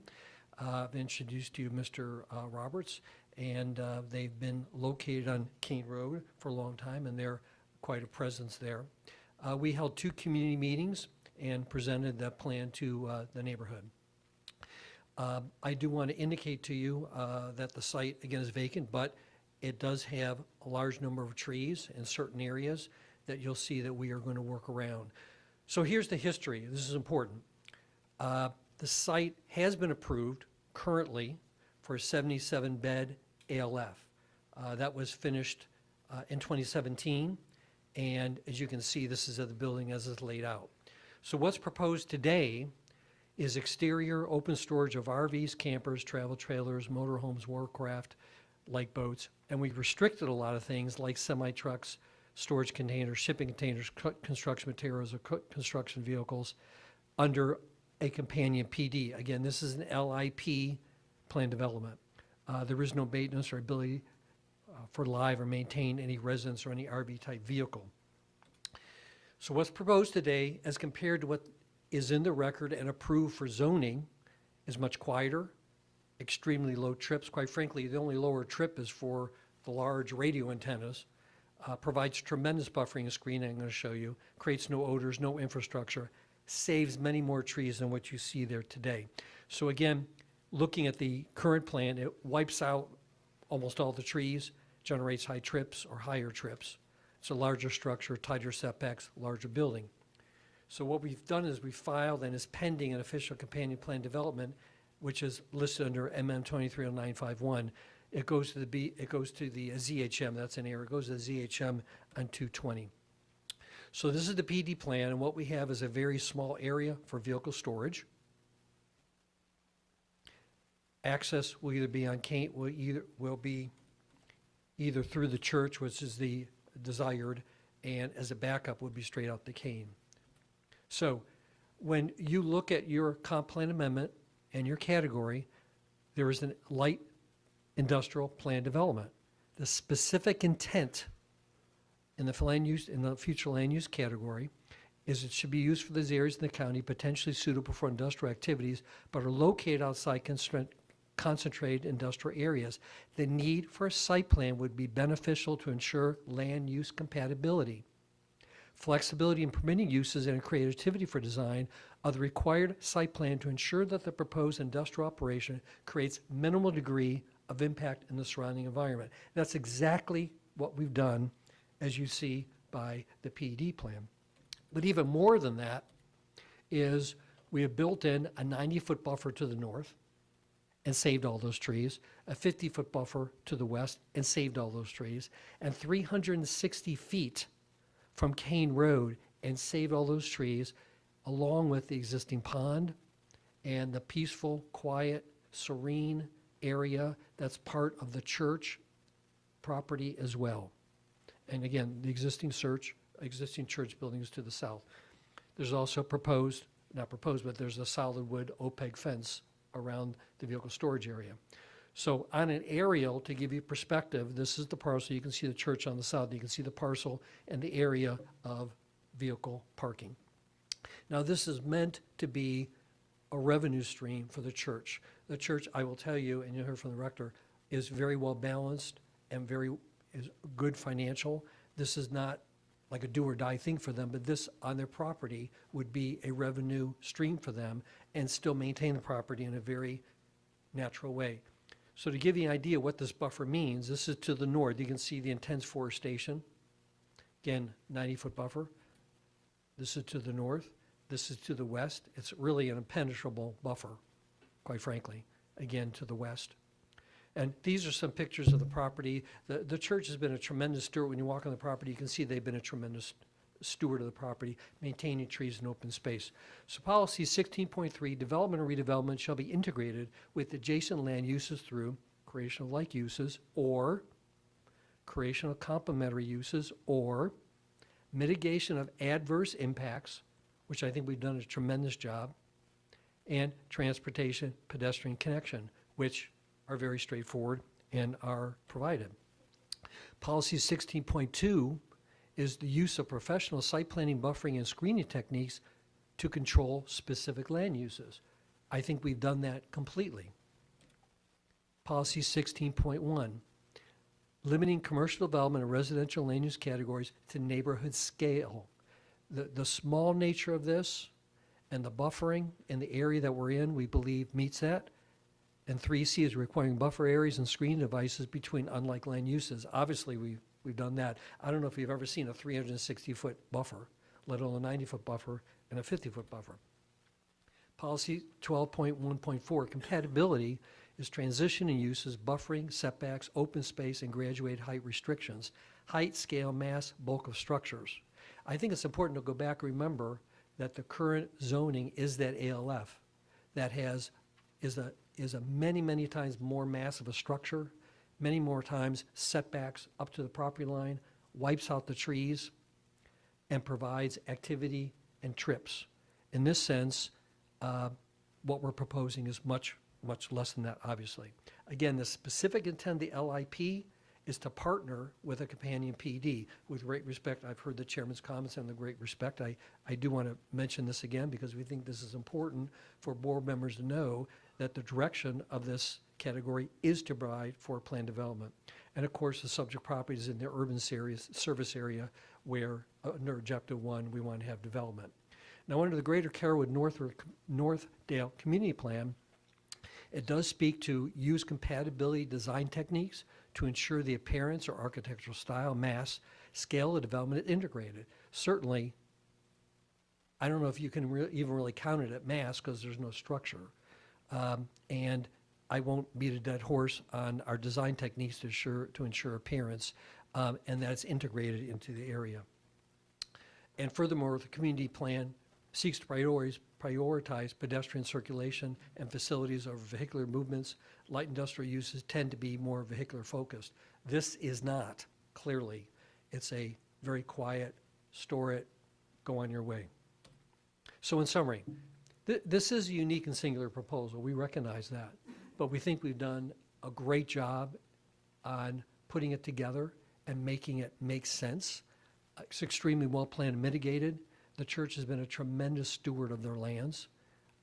The LIP is appropriate per Planning Commission policies or direction.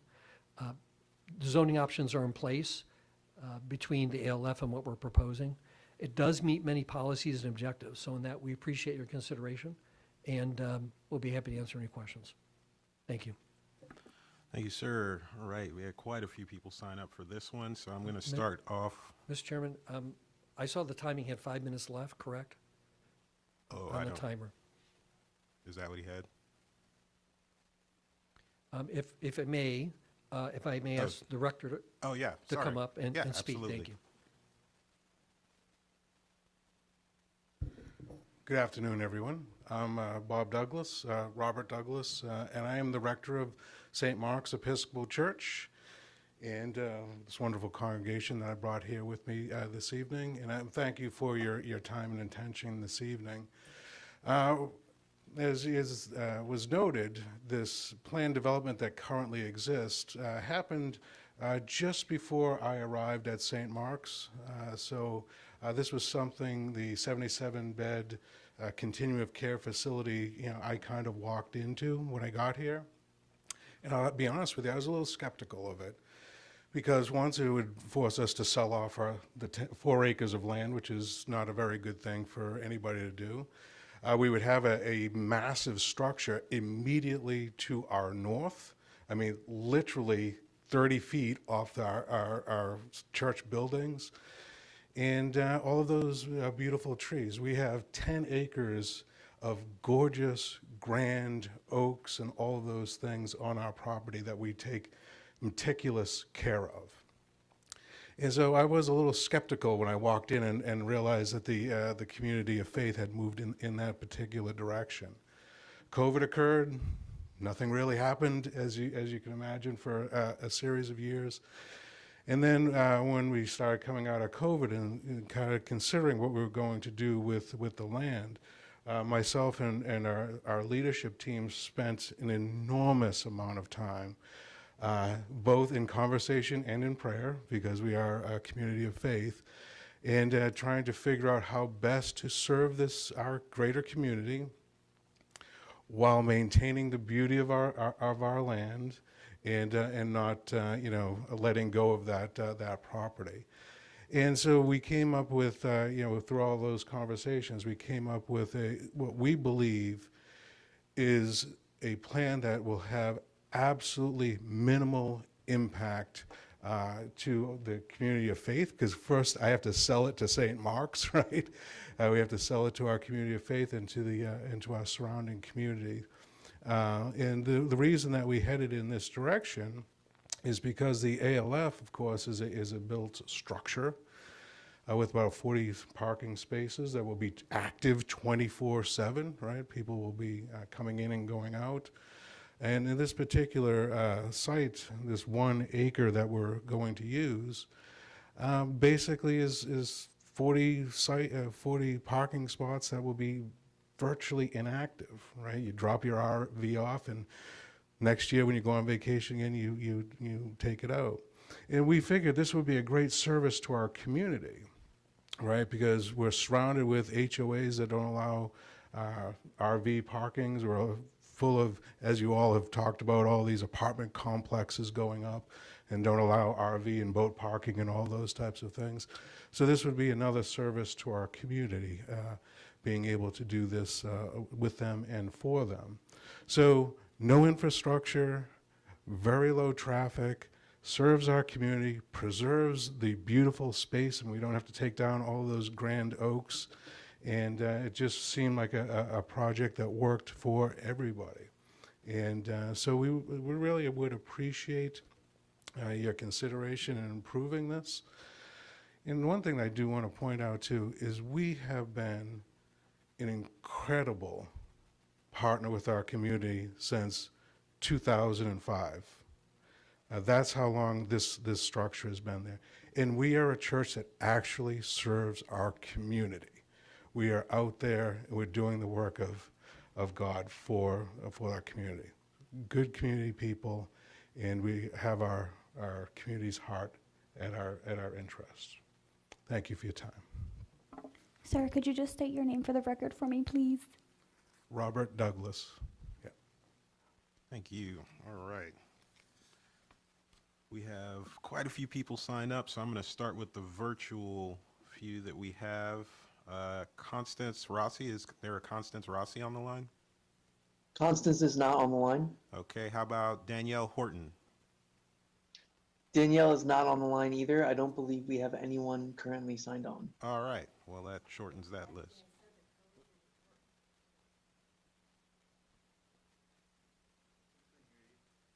Would you please approach the mic if you have something to say? I was just getting text that those people wanted to talk, but. Could you please approach the mic and identify yourself if you want to say something? I'm sorry, please forgive me if I'm out of order. I was getting text that the code that the people that are online that want to talk, that the code wasn't working. Can we also have your name? Linda Cooper. Linda Cooper. Sorry. Okay. Ms. Ornita? I don't know if that's something we can fix or not, but I just thought I'd mention it.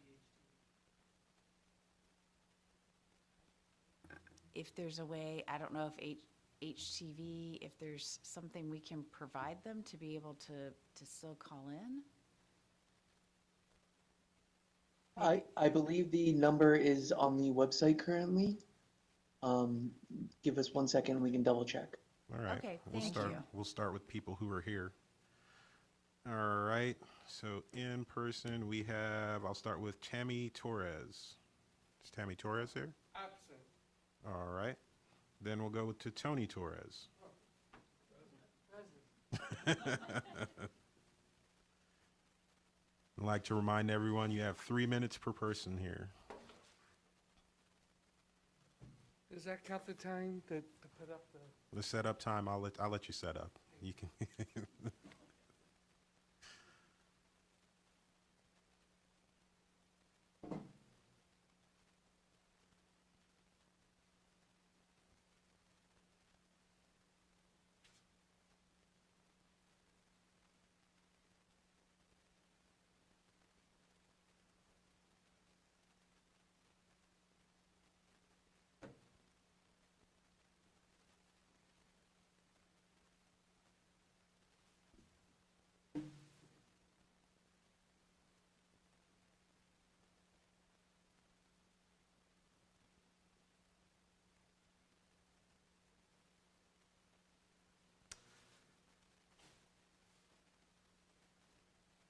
You have one of them upside down. Oh, yeah. That was intentional.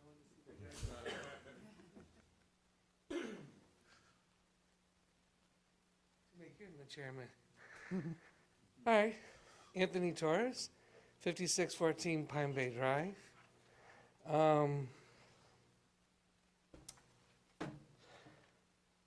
I was listening to the other side, and they were really good. Very articulate, very sincere. I actually went to a couple services there, and I think they're great people. But I think it's not accurate. If you see these pictures, Kane Road is very narrow. And when you get out and in to Kane Road, any vehicle that you're hauling behind you, i.e. jet ski, RV, you need a radius. And I believe the code says you have to have 27 feet width. I believe there's only 22. And it just appears that's going to be impossible. Could you imagine a truck hauling a boat behind you and making that turn? It's just too narrow. You guys did a really good job. It took a while, but we finally got the sidewalk put in on Kane Road. That's going to be very dangerous for people that are walking or jogging, because you're coming out and you're going to take someone out, either a pole or a sign or a tree. So I agree with Mr. David Hay. It's inconsistent. It's a nice narrow road, has canopy with trees, and it's going to be too much traffic there. Also, when you get out to Gun Highway in the median to take a left or right, and I know, I'm not sure if any of you guys know that intersection, but it's very difficult. It's 2 lanes going east and west, so it's 4 lane, and you have a median. It's pretty congested the way it is. Could you imagine if we had trucks coming in and out of there hauling their vehicles or their play toys behind them? It's just very difficult. It's very difficult.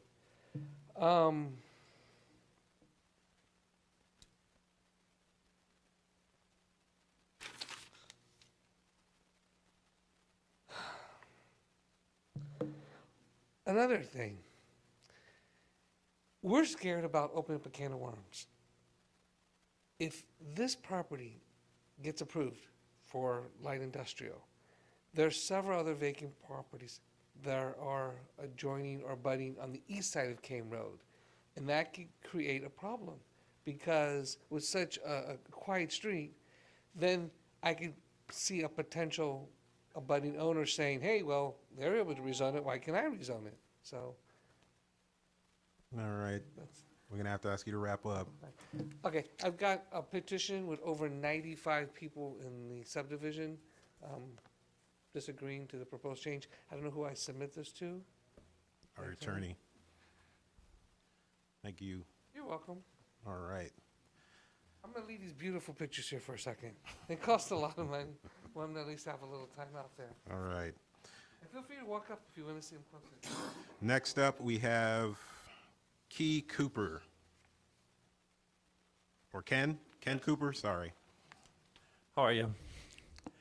I appreciate all you people. I really, really do. My name is Ken Cooper. My wife and I live at 5603 Pine Bay Drive. We lived in a Woodmont subdivision since 1997. Now, as they always say about real estate, it's always location, location, location. So when we moved there in 97, it wasn't a great location. I mean, Gun Highway was 2 lanes. There was no Veterans Expressway. There was no Walmart. There was no Citrus Park Mall. There was nothing. So my point is, my location is finally spectacular. Spectacular. And what you guys have done, what the commission has done with Woodmont over the years, I thank you with all of my heart.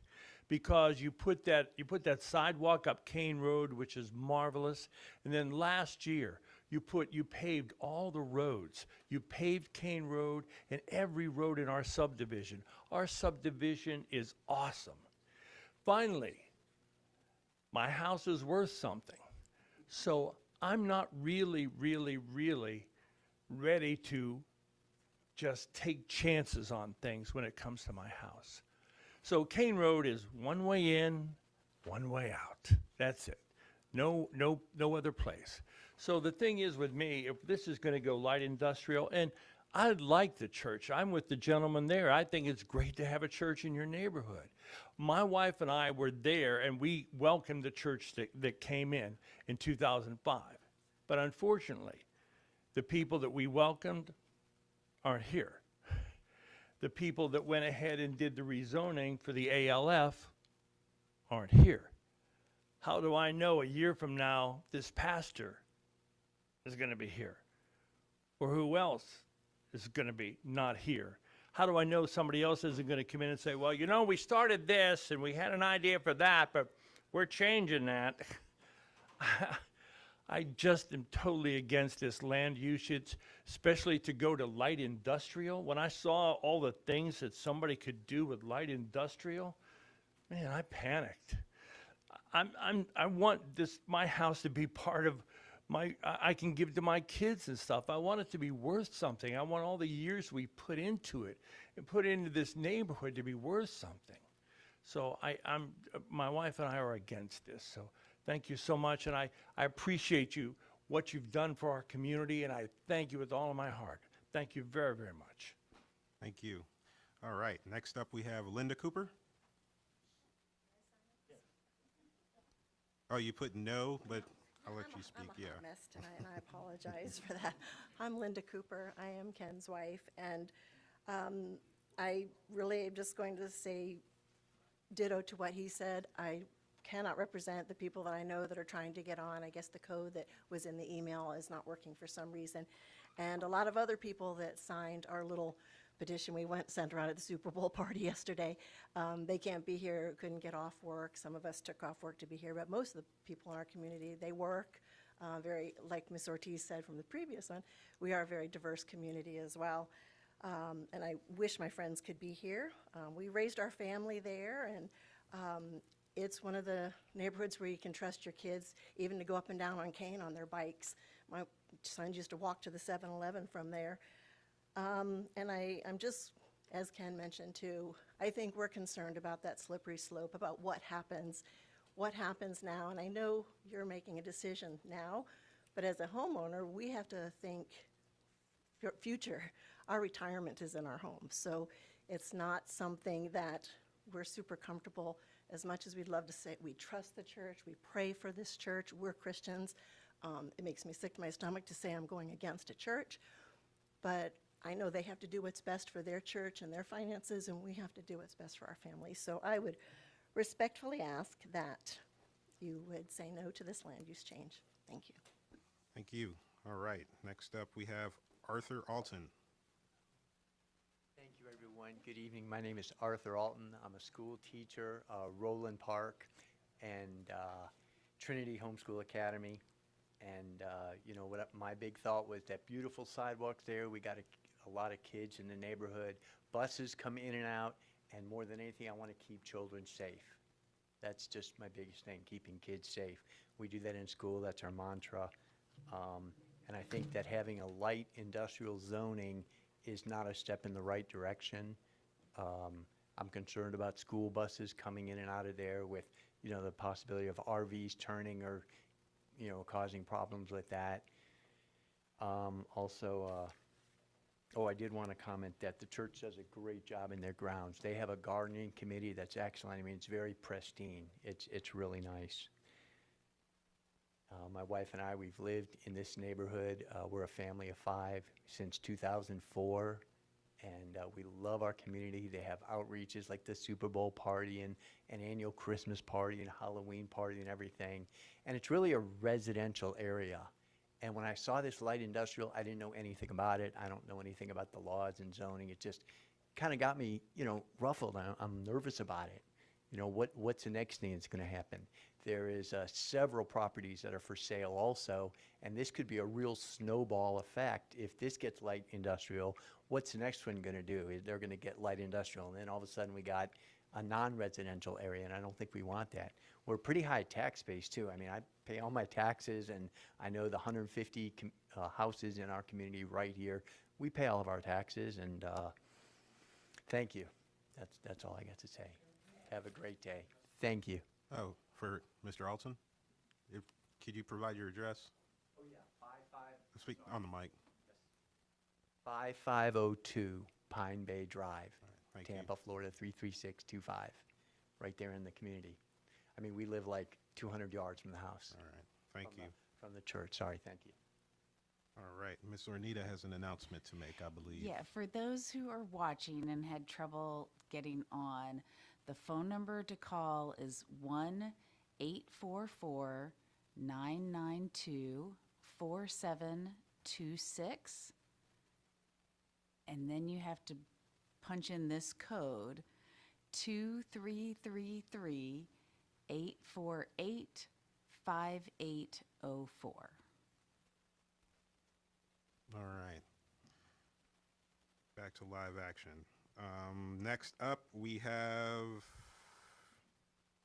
Mr. Torres. You've gone already. You're Anthony Torres also, just checking, right? Correct. Okay, just making sure. Ed Spinks circled both, so I'll just call you out. Oh, I was a no, and that's for sure. Okay, come on down. So, my name's Ed Spinks. I'm at 2801 West Bush Boulevard. I'm also on the vestry for St. Mark's Episcopal Church. And so, I'm one of the members of the church who worked on this plan. Now, for those of you that are unfamiliar with how the vestry works, we're like the board of directors or maybe the officers of the church, and we're all church members. And so we have to rotate those. So, you know, we get the calling, we rotate onto the vestry for 3 years. And so I'm in my second year of the third-year term. And so this was already in motion when I became a vestry member. And so we talked about it, and we talked about it as a vestry. And I wanted to point out some things that we felt were important.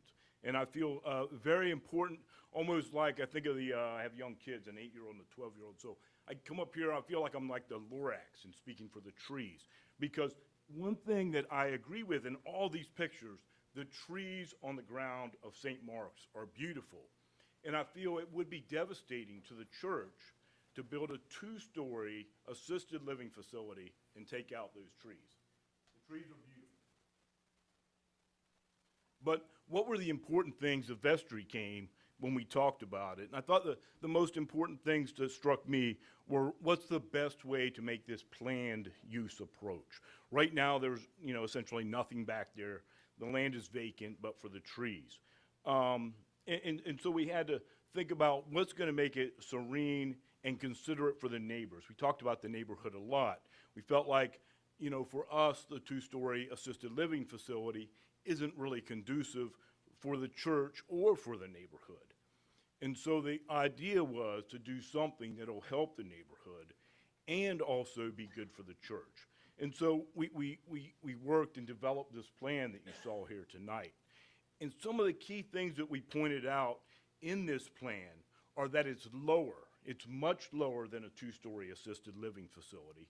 It's quieter because traffic at assisted living facilities can come in 24 hours a day. EMS is there, visitors are there, nurses are doing shift change there. It's tremendously more buffered. It saves almost every tree we have in that area of St. Mark's. Not only right on the frontage on the road, but back in the distance. And those trees serve as a natural buffer. There's almost zero impact to traffic because once the vehicles are in, they're stored. They're not coming in and out on a daily basis. And so it preserves the natural beauty of the St. Mark's Episcopal Church while also serving as a benefit not only to the church, but we feel it will serve as a benefit to the neighborhood. So we appreciate your consideration of this plan, and we hope that you can support it as well as I do. Thank you. All right, next up we have Chris Bryant.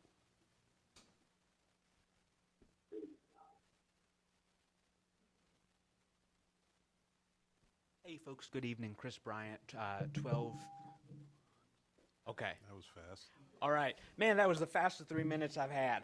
12507 Brucey Place. As Todd introduced me, it said I was project manager for the church. That's a very polite way of saying I go to church here and I volunteered a lot of my time over the past few months. Yeah, so that's the explanation with that. Over the past couple months, I've had the opportunity to speak to 150 community members in a number of town halls. Actually, Father Bob and I were going door to door on Saturday, so if I look a little sunburnt, I forgot my baseball cap. That was a bad choice. And actually, on Saturday, we were in some of the backyards of some of the folks who'd be directly impacted by these. They signed letters of support. We showed them where the fence line would be, the tremendous buffers with over 200 trees. So we've been on the ground meeting with the community since day one. Now, before I joined St. Mark's in 2018, the county had approved the 77-bed assisted living facility. That would cause over 200 trees to be cut down. We had a site plan, an engineer. I asked him very kindly to count all the trees that would be cut down and destroyed with the current PD. The plan tonight, the photos that you saw, all of those trees stay with what we're proposing. And we think that's a tremendous buffer on 90 feet on one side, 50 feet on the other, will help keep that park-like atmosphere, and it won't have interference with guests, vendors, EMS traffic. Our proposal this evening is much more modest. It's only about 40 parking spaces. We have about 5 nonprofits at the church, including a number of Boy Scout troops and a school for adults with special needs. We want to be able to provide that community benefit to them for free, to park their kayaks so they can have a safe space to store their kayak, safe space to store their bus for adults with special needs. We want to continue to give back to the community, not only from a spiritual standpoint, but also from a standpoint of helping those who call Citrus Park home. You know, in all my conversations with neighbors, I've stated we want to use this PD to preserve as much land as possible. And we want to, prayerfully ask you to support the application that's in front of you this evening so that St. Mark's can continue to be a welcoming place for all those in Citrus Park. Thank you. Thank you. All right. Next up, we have Bob D. Oh, okay. All right. Then Scott Silverman.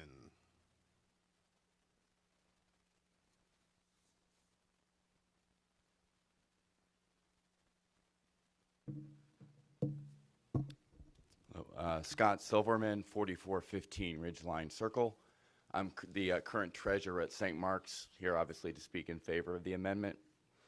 I can tell you as the church leadership made a decision to move forward with a different direction on the additional land. We tried to determine what would be best as a revenue stream for our neighbors. How to improve the current in-place zoning and maintain the natural trees and open landscape. We do believe it is a great balance that leans on the side of the natural landscape. With a lot of effort, thought, and review, we are convinced what is before you is a grand improvement and again, preserves the park like open spaces and trees, and we would ask for your support. Thank you. Thank you. All right, that was all we had sign up for in person, so we're going to go back to our online signups now, and I know we have at least one of these virtual ones that I know for sure. Danielle Horton. Oh. Chairman, we do have 2 people signed up. We cannot identify them via phone number, but I can unmute them and allow them to identify themselves. Okay, we'll do it that way then. The first person from a phone number 727 with the last 2 digits 52. Can you hear us? You're unmuted. Hi, this is Danielle Horton. Thank you.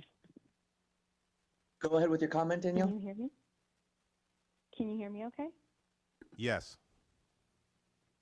Okay, thank you. Hi, my name is Danielle Horton. I live at 5617 Pine Bay Drive. I live within the Woodmont community. I'd like to echo what Ken and Tony stated. Again, just saying the concern of the property value, the safety, the traffic safety, and also the safety of the people who exercise and recreationally use Kane Road every single day. I feel like the church is leaning hard on this, on these 2 options, right, of an assisted living facility or a nursing home facility versus a storage facility. And I don't quite understand why it has to be one or the other. If the church is in no financial issue, then I don't quite understand why there's even almost like a forced decision that needs to be made here. In the end, all of these people who are coming up and talking for the church, they don't live in this area, right? They have their own beautiful homes in their own beautiful neighborhoods, and that's wonderful for them. And similar to what Linda said, we have to think about the here and now. We don't know who will be making decisions later on. Once a property becomes industrial, it can then be moved and changed to another type of land designation, and we want to stop it in its tracks. We want to keep our neighborhood beautiful and quaint and a hidden gem. I moved here in 2016, and I want to keep it beautiful and quiet and a hidden gem. We love and appreciate the church. They do a phenomenal job. We love having them as neighbors. And I just don't quite understand the connection they're trying to make between the no financial issue, but then like forcing work to be done on their property if in fact there are no financial issues with the church. So thank you for your time and thank you for listening to me. That's all I have to say today. Thank you. All right, we had another individual who is on virtually, who's unidentified. Yes, we have a caller from 813 with the last 2 digits 17. Can you hear us, caller? You're live. Hello. Hi, this is Kristen Barrett calling. I live at 5609 Piney Lane Drive. My family has lived at this residence for close to 25 years now. And the idea that not cutting down trees, but allowing the parcel to become industrial is unacceptable for us as homeowners. It reduces our value. It brings a whole nother vibe to our neighborhood in Citrus Park alone, let alone at the bottom of Kane Road. Please, please, please understand that we have several homeowners. We just got that sidewalk done on Kane Road in the past year and a half. We finally get to have a sidewalk on Kane Road. And now the church would like to make it an industrial park. It's unacceptable for our neighborhood, for our children, for our resale value, for our people that have lived there for many, many years and those that are to come, because it's such a precious place. It's no place, that place right next to St. Mark's is no place for an industrial parcel. It's too close to our neighborhoods. And yes, the neighbors that are on the backside of the church, they don't understand how it's going to impact the value of their home. They're guessing. They don't understand, but we do understand, and we're asking you to please not allow this to happen. Do not allow the parcel next to St. Mark's to become an industrial parcel, please. Thank you. It's Kristen Barrett at 5609 Piney Lane Drive. Do you have any questions why I would feel that way? Thank you, Ms. Barrett. All right, we had Chairman? Yeah, I know We got another do one. have one person that just called in from number 770 with the last two digits 23. Can you hear us? I can hear you. Oh, stand by, caller. I'm going to unmute you again. Go ahead with your comment and please state your name for the record. Can you hear me now? Yes. Hello, my name is Francine Sinclair, and I'm at 5602 Pine Bay Drive. I'm been here since 2018, and I am against this. And you know, I have nothing against the church. The problem is that we only have one access road, one road in and out of our neighborhood. We have no other alternative routes. It is just one road. If the proposed project were to become a problem and increase traffic or congest King Road, we are in big trouble because we have nowhere else to go. And so while, you know, it sounds good in theory, but I wonder if the implementation of it is not going to turn out the way they think it is. Not only that, like Ken Cooper and Linda Cooper mentioned, that could be we can open a can of worms because there are other properties that will probably also want to become light industrial. And once that happens, we cannot go back. And here we are, all of us stuck in the back of King Road. The only way out is through the lake, and we have no other place to go. So I would respectfully request to not approve this. Thank you very much. This is Francine Sinclair at 5602 King Road. Thank you. All right, we had one more individual, I believe, raise their hand in the room here. If you wanted to come forward and give your comments, you have 3 minutes. Don't forget to I don't know if I made it up in the front. Thank you. My name is Manuel Nolan Roderick. I live at 5814 Piney Lane Drive in Woodmont. Woodmont is the subdivision of about 100 homes at the end of Kane Road, which is a dead-end road. I have lived there since 1993, 31 years. I've seen the neighborhood exist as it is. Like the other gentleman said, in 1993, Gun High was a 2-lane country road that went out to cows. There was no Veterans Expressway, there was no mall, and that's why I moved out there. I am opposed to the rezoning. I spoke here in 2017 as opposed to the rezoning for the assisted living facility. Now my question is, why can't they sell it? I think it was for sale for $1.5 million. So there's a financial reason why there's no assisted living facility there now. The church is great. We have our association meetings there at one time.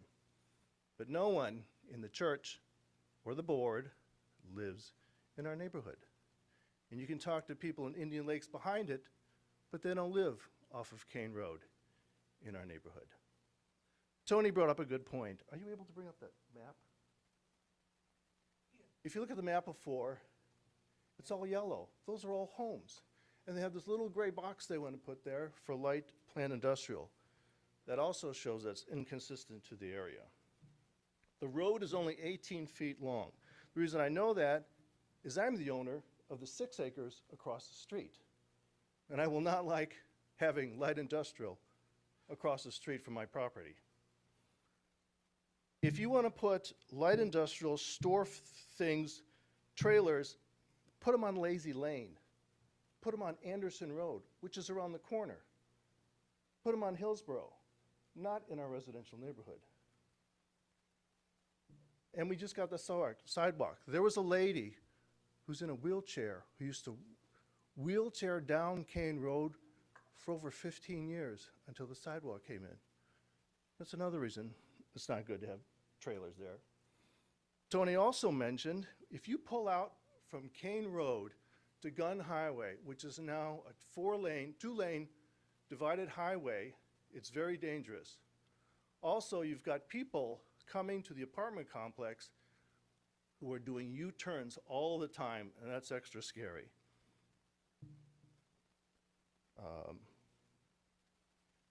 Also, if you want to make some money off that land, sell it to a developer. There's plenty of developers that I have talked to who will buy it and you can put some homes there. Not trailers, trucks, or anything like that. If you allow that, it's a slippery slope. Thank you very much for your time. Thank you. All right, that was all we got another hand up. We got here, come on down.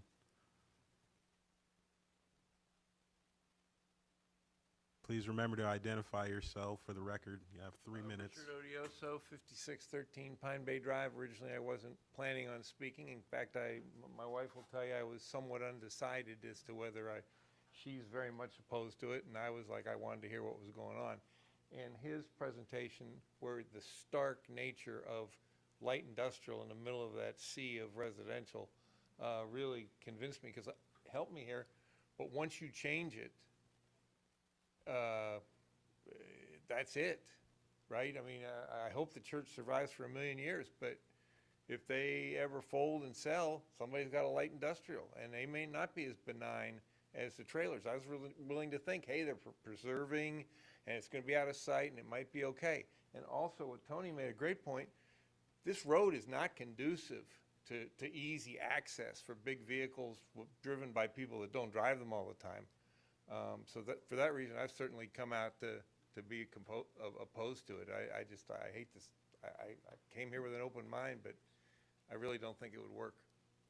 Thank you. All right. Oh, we got another hand up. They're coming hot and fast now.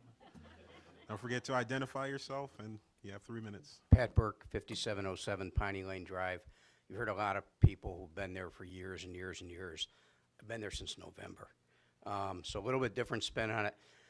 I work in industrial places all day long for 40 years. I've been in manufacturing. The idea that in our neighborhood we can start converting what was residential to light industrial is really scary. It doesn't belong there. And I think the key word in listening to everybody speak was this gentleman said inconsistent. It's completely inconsistent. It's a residential neighborhood. We don't need light industrial. Thank you for your time. Thank you. All right, now let me check one more time. HTV, we didn't have anyone else join us, did we? Okay, I see Michael shaking his head. All right, so that's all we had sign up in the public comment, so I will turn it back over to Mr. Pressman for responses. 3 minutes.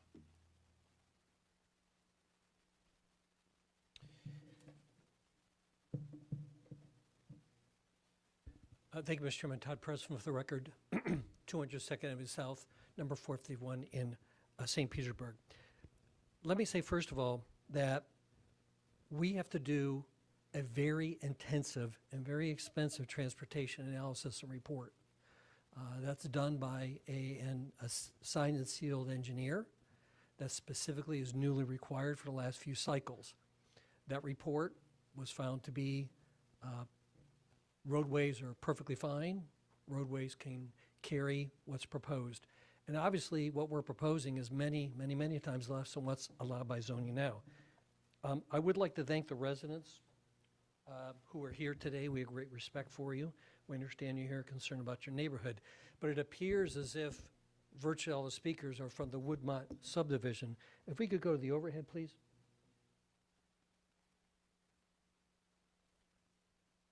Is there any way to project that better?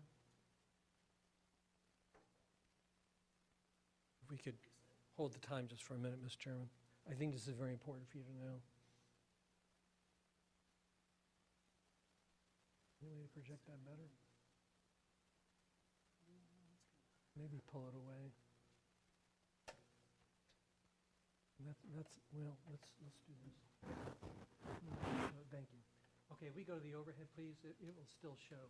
So what you see here is the location proposed. This distance here is the very, very closest of the Pine Bay subdivision is 1,029 feet, as it states here. One of the gentlemen, one of the gentlemen who spoke, Mr. Spinks, was it, from the subject site over all these properties and all this land is 1,900 feet, almost 2,000 feet. So I don't know, but for some reason, the Woodmont subdivision is up in arms and has concerns. I understand that, but the reality is that those residents are between 1,000 and 2,000 feet away. Now, Kane Road is a county road. We've done the transportation analysis, and quite frankly, the use we're proposing is going to be a tremendously lower trip rate. And again, is going to be locked into a PD. Your vote on the future land use amendment would recognize what we're trying to do and send that recommendation to the commissioners who will review everything together. But I think it's important that the citizens who are abutting, and hopefully you can see this, there are a large number of citizens who abut on the west side. We met and spoke with them. I wish that you could see this better, and a resident to the north. So the residents who really are impacted by this aren't here tonight, and there's no opposition to the residents who would be impacted by this use. Again, we have respect for all the neighbors. I think you've heard very clearly what's proposed here. I would suggest to you that the future land use amendment vote supports that. There's a guarantee what's going to be here. And I would say, with all due respect to the neighbors, we're presenting a lot here, and you would need to be aware of the plans to have a complete opinion of it. So with that, we appreciate your time. Thank you. Thank you, Mr. Pressman. All right, over to our planning commissioners for questions, comments. Ms. Sornita just popped in. Yeah. If I could, I just wanted to make a comment because there were a number of things that have been discussed through both the applicant's presentation and the different speakers that speak about buffer distances and retaining certain areas being where development would occur and other areas not being. All of that is appropriate for consideration at a rezoning stage, but at the stage that we're at in terms of changing the land use category, there is no guarantee that those things will come to fruition. They could, once the land use category is changed to the light industrial planned, an applicant could request any of the uses that are permitted under that land use category. They would be permitted to be considered with what the Land Development Code considers to be appropriate setbacks and buffering, which I believe is approximately 50 feet. It would be permitted to be considered for the height that's allowed under the M zoning district, which is 110 feet. So I just wanted to, it's very hard once the land use category is changed for your staff in review of a rezoning to say now a use that's permitted under that land use category is inconsistent. And that's why we're, I just wanted to clarify that since there were a number of things that related more to the zoning. Thank you. Thank you, Ms. Sornita. Commissioner Lau. Question for staff. Is there a less intense use, a less intense future land use that would allow for the RV park the applicant hasn't requested? Well, my understanding is they're requesting open storage. Open storage is a commercial intensive land use category, which would necessitate either a mixed-use land use category, the office commercial 20, or a light industrial land use category. So they could ask for a mixed-use land use category, but it still would allow a full range of industrial uses. I think about HOAs spread across Hillsborough County, mine being one of them that has RV storage embedded within the HOA, within those communities, right? And now we're talking, obviously, not part of the surrounding HOA communities, but an RV park. So I was wondering if there was something that was missed with the application in terms of a less intensive use, because, I mean, Res 4 to a light industrial is a significant jump in intensity, and it allows for a whole variety of uses down the road that would open up Pandora's box potentially. So I'm wondering if there's another path here.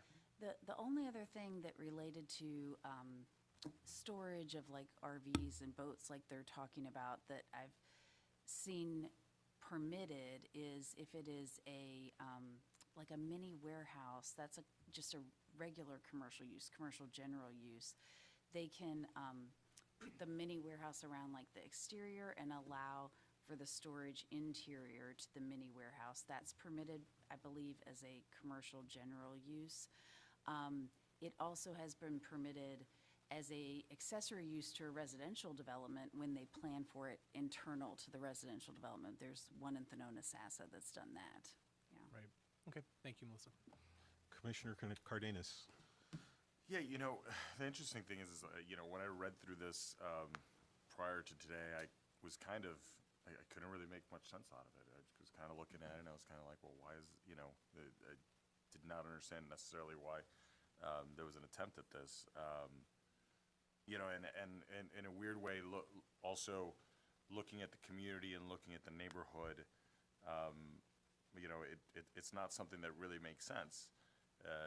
With that said, listening to many of the speakers that have come before us make comments about how they're here to serve the community, but then again, at the same time, they want to preserve trees, is kind of backwards to me too, because when you're looking at being able to serve our community, especially our elderly population, and with something that you guys already have set and ready to go, that really does make sense, especially to see a church potentially provide a service like that and then turning around and pull that away. So this is not something that I'll really support, and I really think that you guys should really think about, whether you're here to serve the community or what you're really trying to serve. Thank you, Commissioner Cardenas. Commissioner Fernandez. Thank you, Mr. Chairman. Director Zornier actually answered a lot of my questions from previous questions, but so would they be able to store RVs and things like that, in open space? Like I've seen storage centers where it's not indoors, but they can still sort of use that field, or does it have to be paved? Do we know? Unfortunately, under the Land Development Code, any open storage like that is a commercial intensive use. And so it's going to push them into a land use category that then also allows all the industrial uses. Yeah. Okay, thanks. Yeah, because I was just wondering, because it just looks like that the FAR is really what they're going for here. So okay, thank you. Commissioner Orton. I was thinking a church and a school kind of fall in that neighborhood area, but putting this light industrial, you're talking RVs and boats. My concern is a chemical spill. What about the gases, the oils, and all that? They want to preserve the natural trees that are there. What happens when there's spillage? I mean, when you leave, I know when you leave a car out for so long, there's going to be spillage. I mean, that's my concern, is they want to preserve the land and keep the trees, but if you've got open land where you have boats and RVs and everything else, there's going to be some spillage.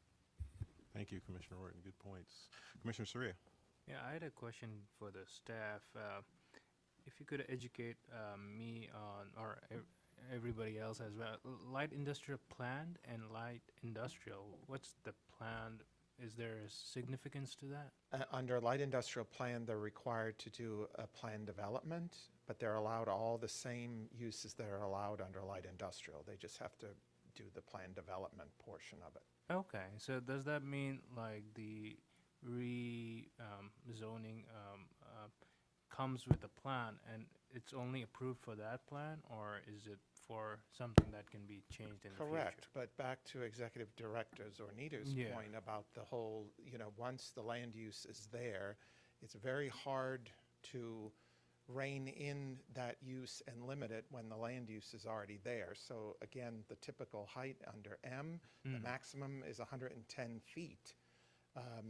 Yes, under a PD, you could, the applicant could provide restrictions that reduces that, but if this property is sold, someone else could ask, hey, I want all the M uses permitted. Understood. Thank you. Point of order. What do you have to say? Make it quick. I'll let you say what you have to say, but you better make it quick. It's getting late. With all due respect to Mr. Hay, I don't believe that answer is correct, because your future land use requirement under the LIP requires a PD plan. That cannot change. That's written in stone unless everybody goes back to square one and a new plan is proposed, and it's got to go through the entire review process. Board of County Commissioners, zoning hearing master, everybody's noticed. Thank you. And thank you, Mr. Chairman. Ms. Zornita? If I might, I think it might be a little bit far to say that it's set in stone. I mean, once you have a PD zoning, it has conditions and a site plan that they are set to follow, but every month, the Board of County Commissioners hears modifications to PD rezonings. So it's not that it can't be changed. Understood. Thank you. I thought I said something at the start of this meeting about no zoning talk. It's like, it's weird to me. Point of order is all kinds of madness. Commissioner Bowden, please. I just want to, I guess, build on Commissioner Warden as well as, in regards to the storage. And I actually live in a HOA with people that have the toys that they want to store. Not only do you have the chemical, you have an increased burglaries as well. So that's something you have to take in consideration. My thing as far as, I think the overall thing, we're looking at compatibility. I do not see it. That is, that's why I can't see supporting this. Thank you. Commissioner Soria. I just wanted to add, my question was just to understand the change, the plan, since it was mentioned it was nothing to do with my decision. But I store my cars. Trees are not good for storage, to be honest, so I don't know how that would work even as a storage. Like, if I store my cars or RV, I don't want trees around it, so that kind of defeats the purpose as well. Thank you. All right. There any other comments or discussion items? I'll say I'm against it just because of the map view. Like a couple people said, it's like a little donut. I mean, industrial just pop up in the middle of residential seems to not make a whole lot of sense there. So I know I wouldn't be supporting this, but those are just my small thoughts. Are there any more comments, discussions from the commissioners? I'll also remind the commissioners that if you're going to make a motion in opposition to staff's inconsistency finding, then you're going to need some policies to base that motion on. All right, so I'm going to see if anyone has any more comments and give you just a second to think about that. Going once, going twice. I'm going to close the public comment on this item, and Commissioner Buzza looks like he has something to say. Thank you, Mr. Chairman. I'd like to make a motion that we find HCCPA 23-16 inconsistent with Hillsborough County Comprehensive Plan and forward on to the County Commission. Second. All right, we have a motion of inconsistency finding by Commissioner Buzza, a second to that motion of inconsistency by Commissioner Lauk. Any comments, questions from the commissioners? Not seeing any, will all signify their agreement by saying aye. Aye. Those opposed? It is unanimously found inconsistent. All right. There we go. And that is our last agenda item. So at 7:54 p.m., I will adjourn this meeting. Good night, everyone.